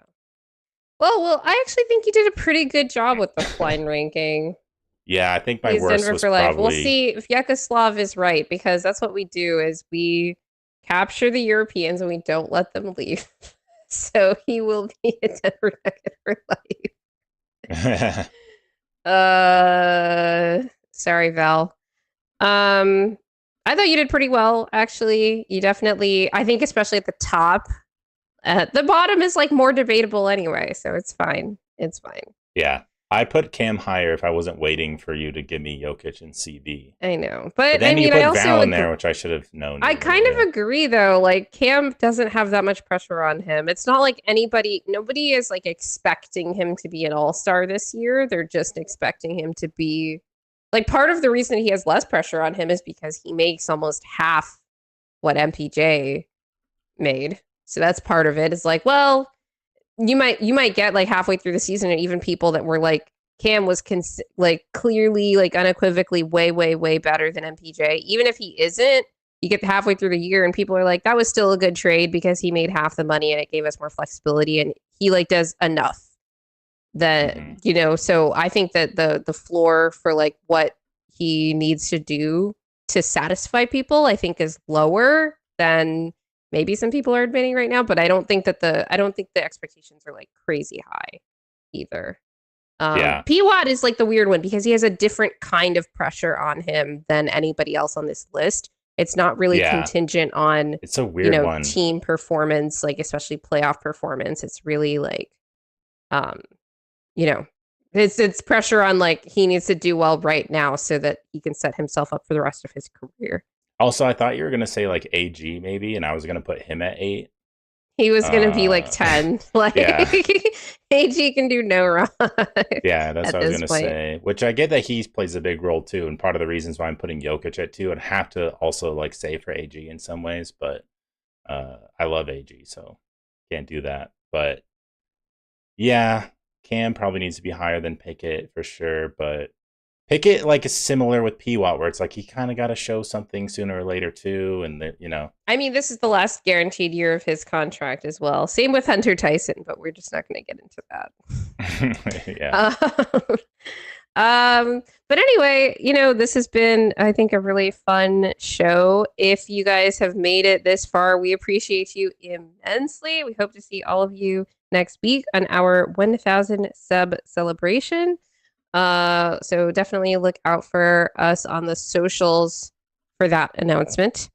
If you do like our content, please remember to click the like button as well as the subscribe button, and remember to hit the notification bell. Leave us a review. We're on Spotify, Apple Music, Amazon Music, And follow us on Instagram, TikTok, etc. All our social links are in the description. And always remember that winning is fun and losing sucks. And pressure makes diamonds. Huh? I brought that one back.